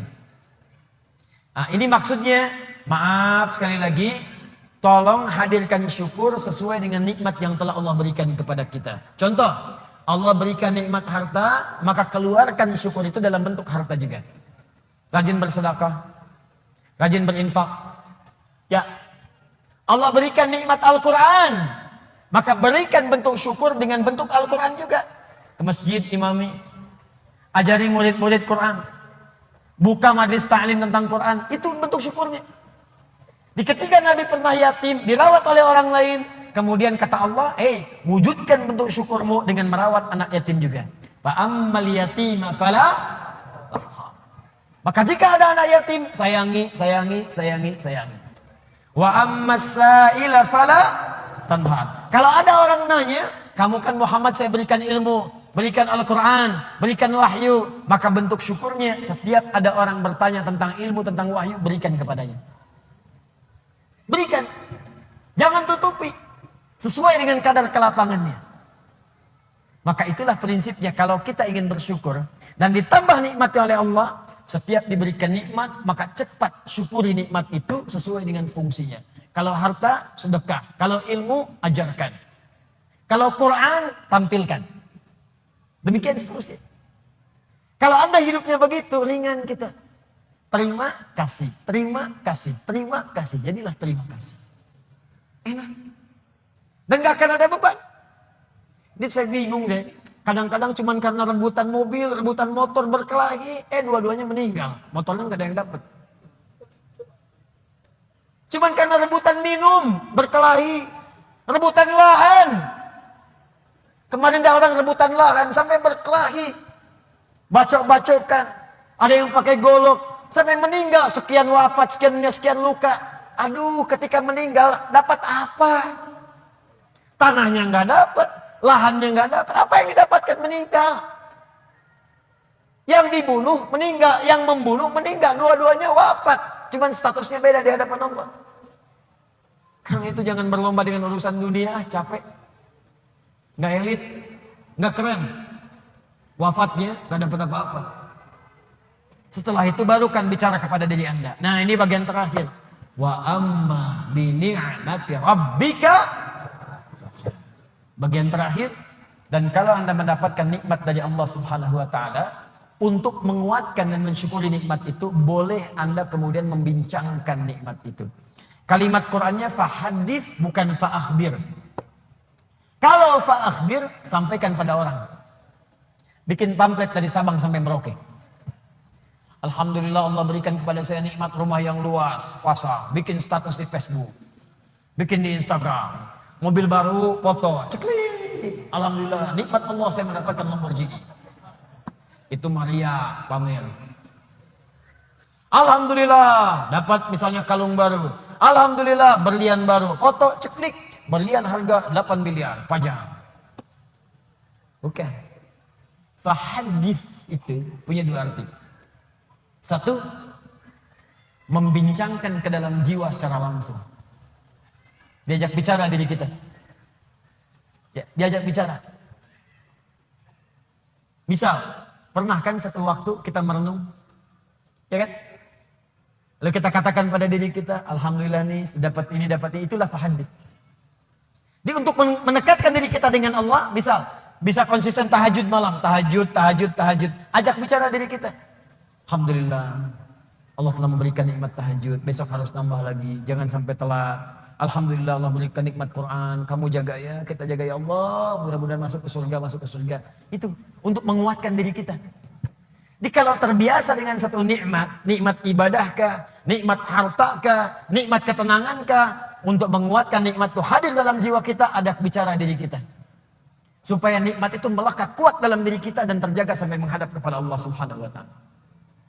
Yang kedua, hadis itu bisa berarti berbagi sesuai dengan porsinya. Misal, seorang guru ingin motivasi muridnya yang khusus. Datang dia murid-murid khusus. Boleh berbagi pada muridnya. Alhamdulillah. Anak-anakku sekalian, murid-muridku, Allah titipkan kepada saya hafalan Quran 30 juz. Yang dihafalkan dalam 6 hari misal.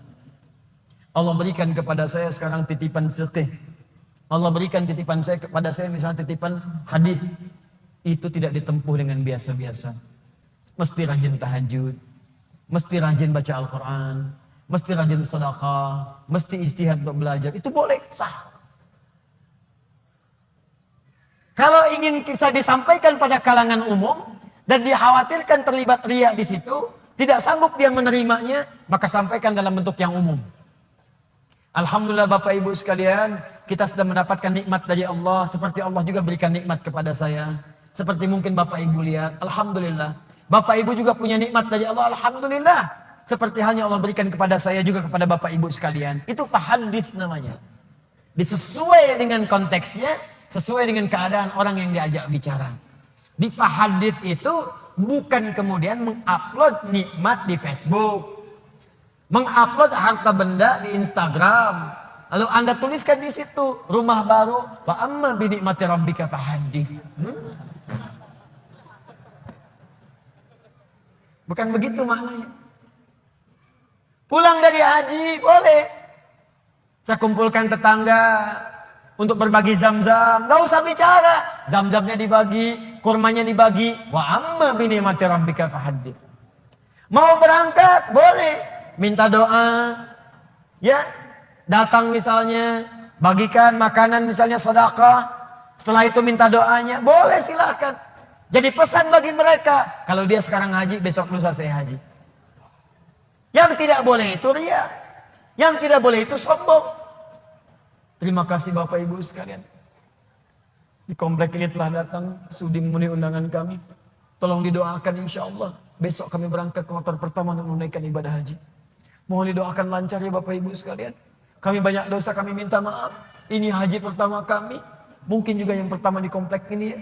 Ya Pak RT belum haji, ya Pak RW belum haji, ya juga tetangga sekalian belum haji. Nanti di sana kami doakan, insya Allah supaya cepat berhaji seperti kami sekarang.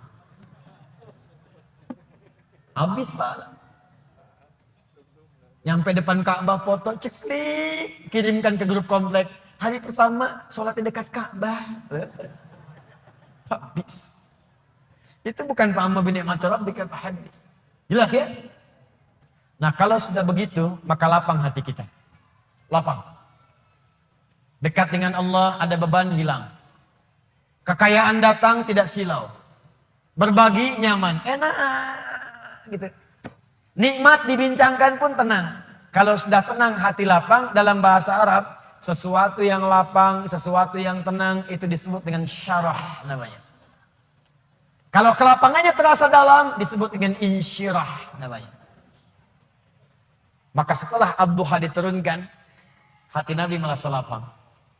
Tenang. Karena ada berita.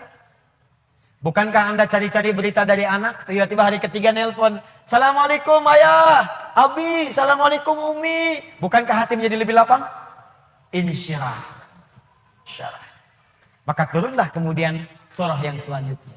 Alam nashrah. Bukankah aku sudah lapangkan keadaan hatimu? Ini isyarat. Jadi kalau kita dekat dengan Allah, tersambung dengan Allah, online koneksinya bagus, sinyalnya bagus, ibadahnya bagus, tenang, hati pun akan lapang.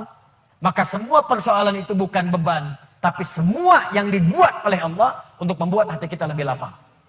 Wa wada'na anka wizrak alladzi anqadha dhahrak. Dan Allah sudah hilangkan beban yang ada di pundakmu itu.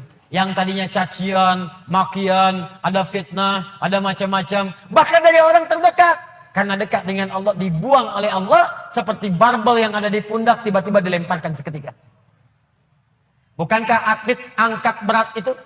Begitu besinya diangkat, langsung mulutnya kelihatan berubah. Wajahnya berubah. Naik ke atas. Tapi bagaimana ketika itu sudah dilemparkan? Diangkat, lempar. Pum. Tenang. Alladzi anqadha dhahrak. Buang, lempar. Jadi kalau orang dekat dengan Allah, begitu ingat Allah, semua beban yang besar pun seakan-akan dibuang. Habis. Setelah itu apa yang terjadi?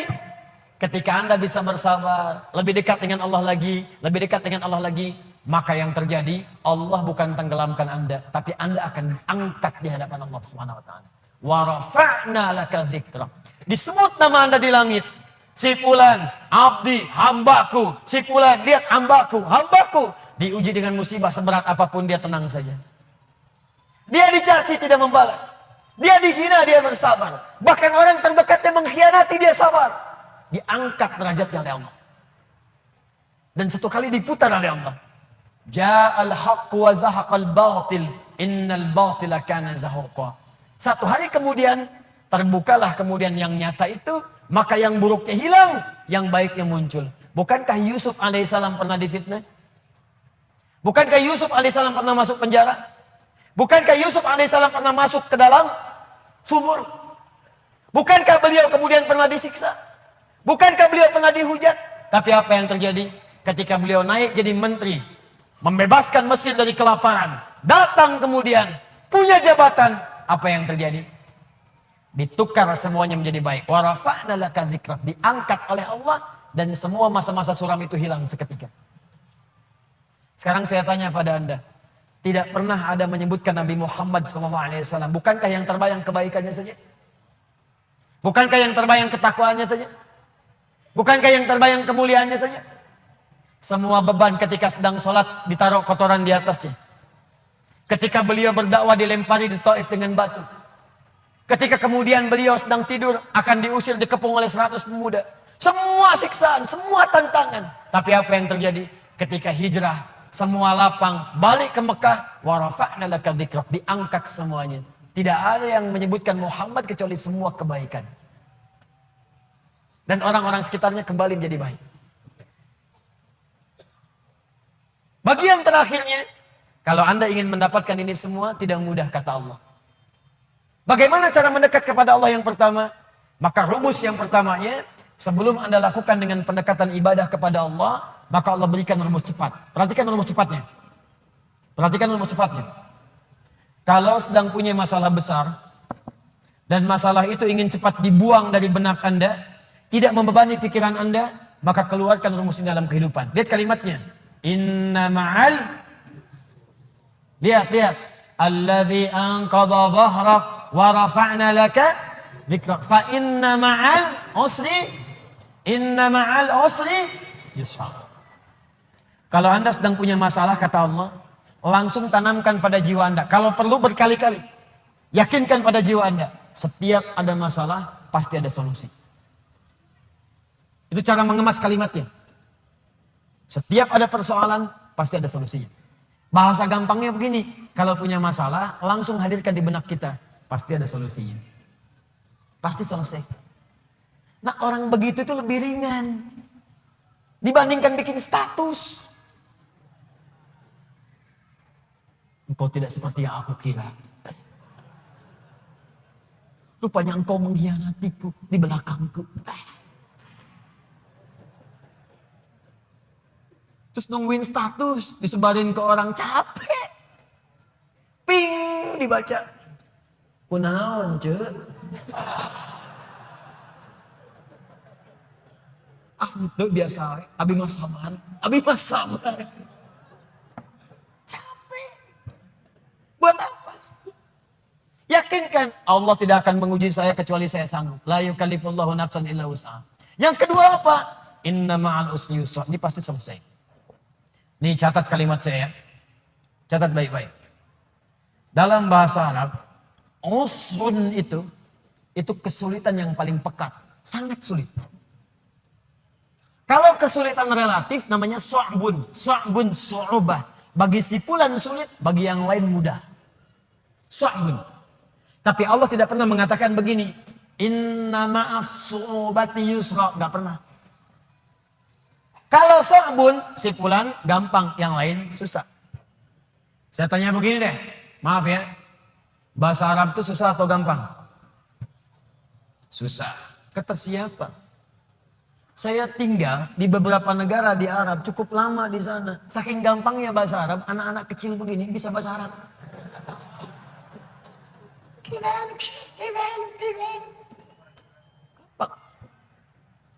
2010 saya di Mekah. Lewat kemudian. Setelah itu tugas datang berangkat lagi. Ke arah Anjum, ada hotel Anjum sekarang, bintang 4 tapi bagus. Di pelataran haram, ada orang duduk. Dia itu sakit. Sakitnya sarafnya. Dia gak sadar gitu kan. Sakit saraf, Anda bayangkan.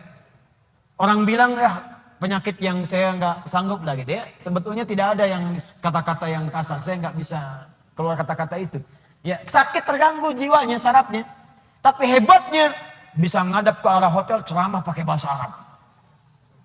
Alhamdulillahirrabbilalamin. Wassalatu wassalamu ala rasulillahil karim. Ikhwatal kiram. Bayangkan orang yang sakit saraf bisa ceramah pakai bahasa Arab. Gampang. Kenapa jadi susah? Lalu Anda katakan itu kan orang Arab, Ustaz. Di sini orang Bandung. Kata siapa? Unta Arab ribuan tahun ada di Arab. Sampai sekarang gak bisa bahasa Arab. Beo Cililin bawa ke Mekah. 2 hari ajarin. Assalamualaikum. Kaifanum. Nah ini kata orang. Bukan karena susahnya. Ada gak kemauan bagi kita untuk berusaha. Kalau mau pasti jadi gampang. Tapi kalau gak mau susah. Itulah su'ubah. Tapi kalau semua orang susah. Bisa. Maaf. Bawa mobil. Susah atau gampang? Susah. Bawa mobil. Kalau nyetir mobil bisa. Bawa mobil. Susah. Gak ada yang bisa. Sulit, berat bebannya. Itu disebut usrun namanya. Ain sinra. Usrun. Al-usrun. Asara. Yaqsur. Usrun. Berat seberat-beratnya. Solusinya. Kalau mudah yang relatif namanya sahlun. Sahlah. Suhulah. Itu bagi si A mudah, yang lain belum tentu. Tapi kalau semua mudah, semudah-mudahnya. Seperti minum air, seperti ngangkat sedotan, seperti ngambil tisu. Jangankan orang 50 tahun, anak 5 tahun bisa ngambil. Itu yusrun namanya. Yusrun.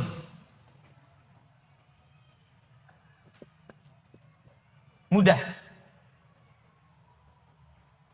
Orang yang namanya yusrun artinya orang yang mudah. Yang ringan, yang gampang. Yusrun. Semudah-mudahnya seperti mengangkat tisu. Kata Allah, lihat sini. Kalau Anda sedang punya masalah seberat apapun usrun, kalau masalah itu ingin diringankan oleh Allah, walaupun solusinya belum datang, maka tanamkan pada hati Anda. Ini pasti selesai. Mudah. Seperti ngangkat tisu. Gak ada yang susah bagi Allah. Orang yang dekat dengan Allah, dia tahu semua solusi ada pada Allah. Punya masalah dengan harta, Allah yang maha kaya. Masalah dengan ujian, Allah yang maha mengetahui. Allah yang punya ilmu. Masalah di rumah tangga, Allah yang punya solusi. Semua Allah punya. Apa yang tidak punya bagi Allah? Makanya orang yang dekat dengan Allah, begitu ada persoalan, ingat Allah. Masalah pasti selesai. Kayak ngangkat tisu, bagi Allah gampang. Jadi kalau sedang punya persoalan, Bu, di rumah tangga, nggak usah banyak mengeluh. Ya, walaupun belum datang solusi, sampaikan pada jiwa kita. Insya Allah selesai. Saya yakin ya. Kapan? Terserah Allah. Yang penting saya ikhtiar. Setelah itu ini indah. Fa'idha faraghta fansab. Setelah itu move on. Itu bahasa kitanya. Faraghta fansab, move on. Kalau kita sudah selesaikan yang ini, siapkan lagi rencana berikutnya. Jangan mati sampai di situ. Jangan berhenti sampai di situ. Apa gara-gara tidak lulus satu mata kuliah Anda ingin keluar dari kampusnya? Apa yang Anda kerjakan? Anda itu lulus 4 mata kuliah, gagal 1. Apa kemudian tiba-tiba ingin meninggalkan kampusnya? Tapi saya kecewa dengan dosennya. Sebetulnya saya lulus, dikasih nilainya malah D. Gara-gara dosen gak suka dengan saya. Buktikan dengan ilmu Anda. Gampang, move on. Kerjakan. Sudah, yang sudah berlalu, sudah. Sekarang saya hadapi. Hadapi dengan benar. Gak usah berhenti di situ. Di pekerjaan Anda dicela. Gak benar kamu begini. Buktikan. Sekarang saya selesaikan. Fa'idha faraghta fansab. Kalau udah selesai yang ini, siapa yang berikutnya? Setelah itu, wa ila rabbika. Jangan lupakan hubungan dengan Allah supaya diringankan apa yang Anda sedang kerjakan itu. Itu rumusnya. Ini memang mudah dibincangkan dan tidak mudah dipraktekkan. Tapi kalau kita jadikan manhaj sebagai acuan, insya Allah akan berpengaruh pada kehidupan. Gak percaya silahkan Anda praktekkan. Keluarkan rumusnya sebagai kesimpulan. Pertama, kalau sedang punya persoalan, yakin Allah akan menolong kita. Yang kedua, ingat baik-baik. Setiap ada persoalan, selalu ada solusinya. Yang ketiga, selalu lapangkan hati kita dalam menerima cobaan apapun. Yang keempat, cepat move on. Kalau ada masalah, selesaikan, hadapi, serahkan semua kepada Allah hasilnya. Setelah itu, siapkan rencana-rencana kita berikutnya. Kalau hidup kita begini, kita akan teratur dan tidak akan disibukkan oleh celaan dan tantangan yang hadir dari sekitaran kita. Antum jalan aja. Paham? Ini tuh seperti sederhana, dibaca tiap waktu. Suratnya dibaca saat maghrib, dibaca saat isya. Mana buktinya? Baru baca wadduha, setelah itu sudah mengeluh. Wala sawfa yu'tika rabbuka fatarda, sampai ujungnya wa amma bi ni'mati rabbika fahaddits. Assalamualaikum warahmatullahi wabarakatuh. Assalamualaikum warahmatullahi wabarakatuh. Kenapa akhi? Masalah saya belum selesai. Sabar, terapkan. Jelas sampai di sini? Nah, karena itu kesimpulan dari materi kita malam hari ini, pertama, selalulah mendekat kepada Allah Subhanahu wa taala agar hidup kita lebih mudah. Saya ulang, selalulah mendekat kepada Allah Subhanahu wa taala agar hidup kita lebih mudah. Yakin, Pak? Bu, yakin. Allah itu pencipta kita, Allah yang punya solusi dari semua masalah kita. Anda dekat dengan Pak Wali Kota, pekerjaan Anda mudah di kota. Anda dekat dengan Allah, apa yang tidak mudah bagi Allah? Anda kan kalau keluar dari Bandung sulit juga. Pejabat di kota Bandung, masuk kabupaten belum tentu bisa mudah. Pejabat di Jawa Barat, masuk ke Sumatera belum tentu mudah. Pejabat di Indonesia masuk ke Afrika belum tentu mudah. Anda dekat dengan Allah, di mana batasan Allah? Gak ada. Dimanapun Anda mudah. Meninggal mudah. Ya ayat Tuhan nafsun mutmainnah. Hei jiwa yang tenang, ayo cepat pulang. Mudah. Masuk alam kubur mudah. Quran surah 3 ayat 169 sampai 172. Ya. Wala tahsabanna alladziina qutilu fi sabilillahi amwata bal ahya'un 'inda rabbihim yurzaqun. Mudah. Kembali ke Allah hari kiamat mudah. Yauma yub'atsu hayya. Quran surah ke-19 ayat 15. Masuk surga mudah. Mudah. Salamun alaikum bima sabartum. Tinggal masuk. Dekat dengan Allah dimanapun akan terasa mudah. Nah, karena itu PR kita malam hari ini coba susun rencana. Ibadah apa yang bisa kita kerjakan secara mudah supaya kita bisa lebih dekat dengan Allah Subhanahu wa taala. Ibadah apa saja secara bertahap yang bisa kita kerjakan untuk membangun kedekatan dengan Allah. Misal, maaf ya, nggak harus semua dikumpulkan dulu. Keluarkan satu-satu.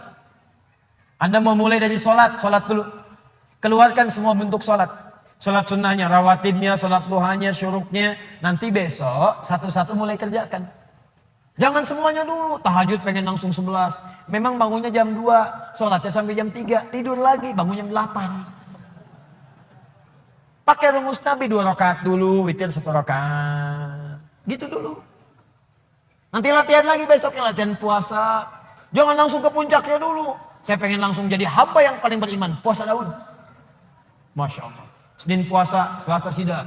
Rabu puasa, Kamis tidak. Jumat, Sabtu, Ahad, Senin, Selasa. Enggak lagi setelahnya. Banyak tidaknya dibandingkan puasanya. Senin dulu. Mulai selama sebulan. Sudah enak tambah Kamis. Mulai sebulan lagi. Sudah enak tambah Ayyamul Bid. Mulai di bulan itu. Sudah enak puasa Daud. Oh gitu Ustadz ya. 5 waktu dulu ya Ustadz ya. Tambah rawatib. Kalau sudah enak sholat Daud ya Ustadz ya.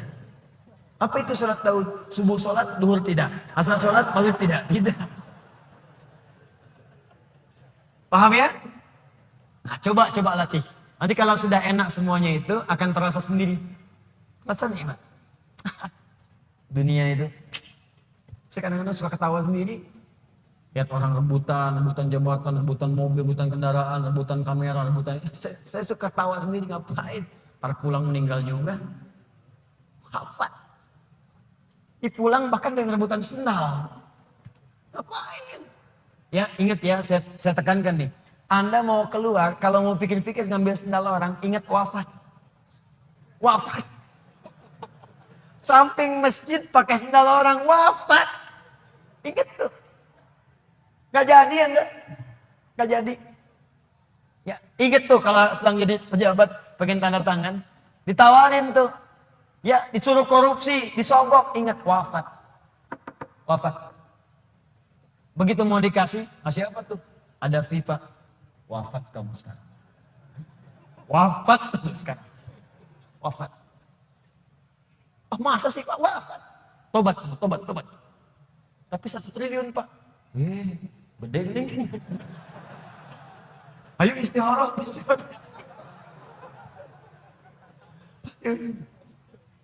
Ingat ya, itu poinnya, dekati diri kita dengan Allah. Setelah itu, lihat apa yang terjadi. Rasakan bedanya, bedakan rasanya, pasti akan terasa bedanya untuk kita semuanya. Saya kira itu 2 surah yang kita bahas malam hari ini. Memang surah ini biasa kita bacakan, tapi jarang diamalkan oleh setiap orang-orang yang membacanya. Karena itu, dari sini mudah-mudahan kita dikuatkan oleh Allah untuk mengamalkan isinya. Semoga kita dilapangkan hatinya dan saling berbuat baik. Kalau ini dianggap berhasil apa yang saya sampaikan, setelah ini ada kelapangan dalam jiwa kita. Tapi kalau tidak merasakan ada pengaruh, berarti mungkin mohon maaf. Bisa jadi Anda yang kurang fokus, atau saya yang kurang benar menyampaikan. Atau mic-nya yang kurang jelas. Tidak ya, kita belajar dengan baik insya Allah. Mudah-mudahan ada kemuliaan untuk kita semuanya. Baik teman-teman, izin saya menyampaikan informasi. Pertama, ini besok saya jadikan edisi spesial di Kota Baru Parahyangan, Masjid Ar-Rahman. Fikih ikhtilafnya saya hadirkan untuk membahas pertanyaan saja. Jadi semua pertanyaan malam ini, termasuk yang tadi pagi, besok saya bahas khusus di Ar-Rahman. Tidak ada materi, jawab langsung pertanyaan. Pertanyaan. Karena saya kira saya sudah banyak ke Bandung dan ada sesi pertanyaan yang kadang-kadang tidak terrespon dengan baik. Ya, itu nanti sebagian juga akan saya jawab lewat Adi Hidayat Official. Kita ada channel official. Akhir TV sekarang sedang maintenance ya, supaya ada tayangan lebih sempurna lagi, lebih baik. Kita punya harapan 24 jam ada tayangan. Jadi sekarang kita gunakan dulu official, nanti setelah itu sempurna baru kemudian kita launchingkan untuk semuanya. Info paling menarik, bulan depan kita akan mulai program menghafal Quran 30 juz karantina 30 hari. Bagi Anda yang sudah mendaftar, siap-siap, nanti akan dihubungi kapan waktunya. Tempatnya di Bekasi, nanti ada di Lampung, ada di Sulawesi, dan Bandung sedang disiapkan. Nanti begitu sudah siap, Anda bisa hadir di situ, ada tempat untuk ikhwan, tempat untuk akhwat. Yang kedua, pekan depan ada utusan dari Sudan. Mereka akan membawa beasiswa sebanyak 15 orang, khusus untuk penghafal Quran 30 juz. Diberikan kesempatan beasiswa ke Sudan gratis di Jamiatul Quran, yaitu University of Al-Quran, Al-Quran University. Jadi kampus Al-Quran khusus mencetak para ahli Al-Quran, bukan cuma hafal tapi dengan ilmu-ilmunya. Nanti saya infokan kemudian. Yang terakhir, pekan depan akan ada seleksi insya Allah program PKU, Pendidikan Kader Ulama. Itu nanti langsung kami yang seleksi. Saya yang seleksi, akan tinggal dengan saya selama setahun. Saya langsung yang didik. Ya, tinggal dengan saya, tinggal di tempat saya di Bekasi. Ya, kami yang biayai semuanya gratis. Ya, sampai setahun selesai, baru nanti kami sekolahkan sesuai dengan bakat-bakatnya masing-masing. Kalau dia senang Quran, kita arahkan ke kampus Quran. Kalau dia senang fikih, kita arahkan ke kampus fikih. Insya Allah pekan depan akan diumumkan dalam kajian malam Jumat langsung dari Bekasi, dari Masjid Al-Ihsan, PTM, dan Villa Jaka Setia insya Allah. Saya kira itu yang kita sampaikan, mudah-mudahan ada manfaatnya. Besok nanti kita akan bahas sesi pertanyaan tanya jawab di Masjid Ar-Rahman di Kota Baru, Parahyangan. Allahumma taqabbal minna innaka antas samiul alim wa tub alaina innaka antat tawwabur rahim. Allahumma rabbana la tad'ana fi maqamina hadha wa fi kulli maqamin dhanban illa ghafartah wa la hamman illa farajtah wa la daynan illa qadaytah wa la maridan illa shafaitah ولا حاجة من حوائج الدنيا والآخرة فيها لك رضا وفيها لنا الصلاح إلا قضيتها يا أرحم الراحمين. اللهم علمنا ما ينفعنا وفقنا فيما تعلمنا لنعمل بها يا أرحم الراحمين واجعلنا من أهل القرآن واجعل القرآن صحيبا لنا في الدنيا وشفيعا لنا في الآخرة يا أرحم الراحمين. اللهم ربنا آتنا في الدنيا حسنة وفي الآخرة حسنة وقنا عذاب النار. اللهم تقبل منا يا الله إنك أنت السميع الدعاء. اللهم وآخر دعوانا أن الحمد لله رب العالمين.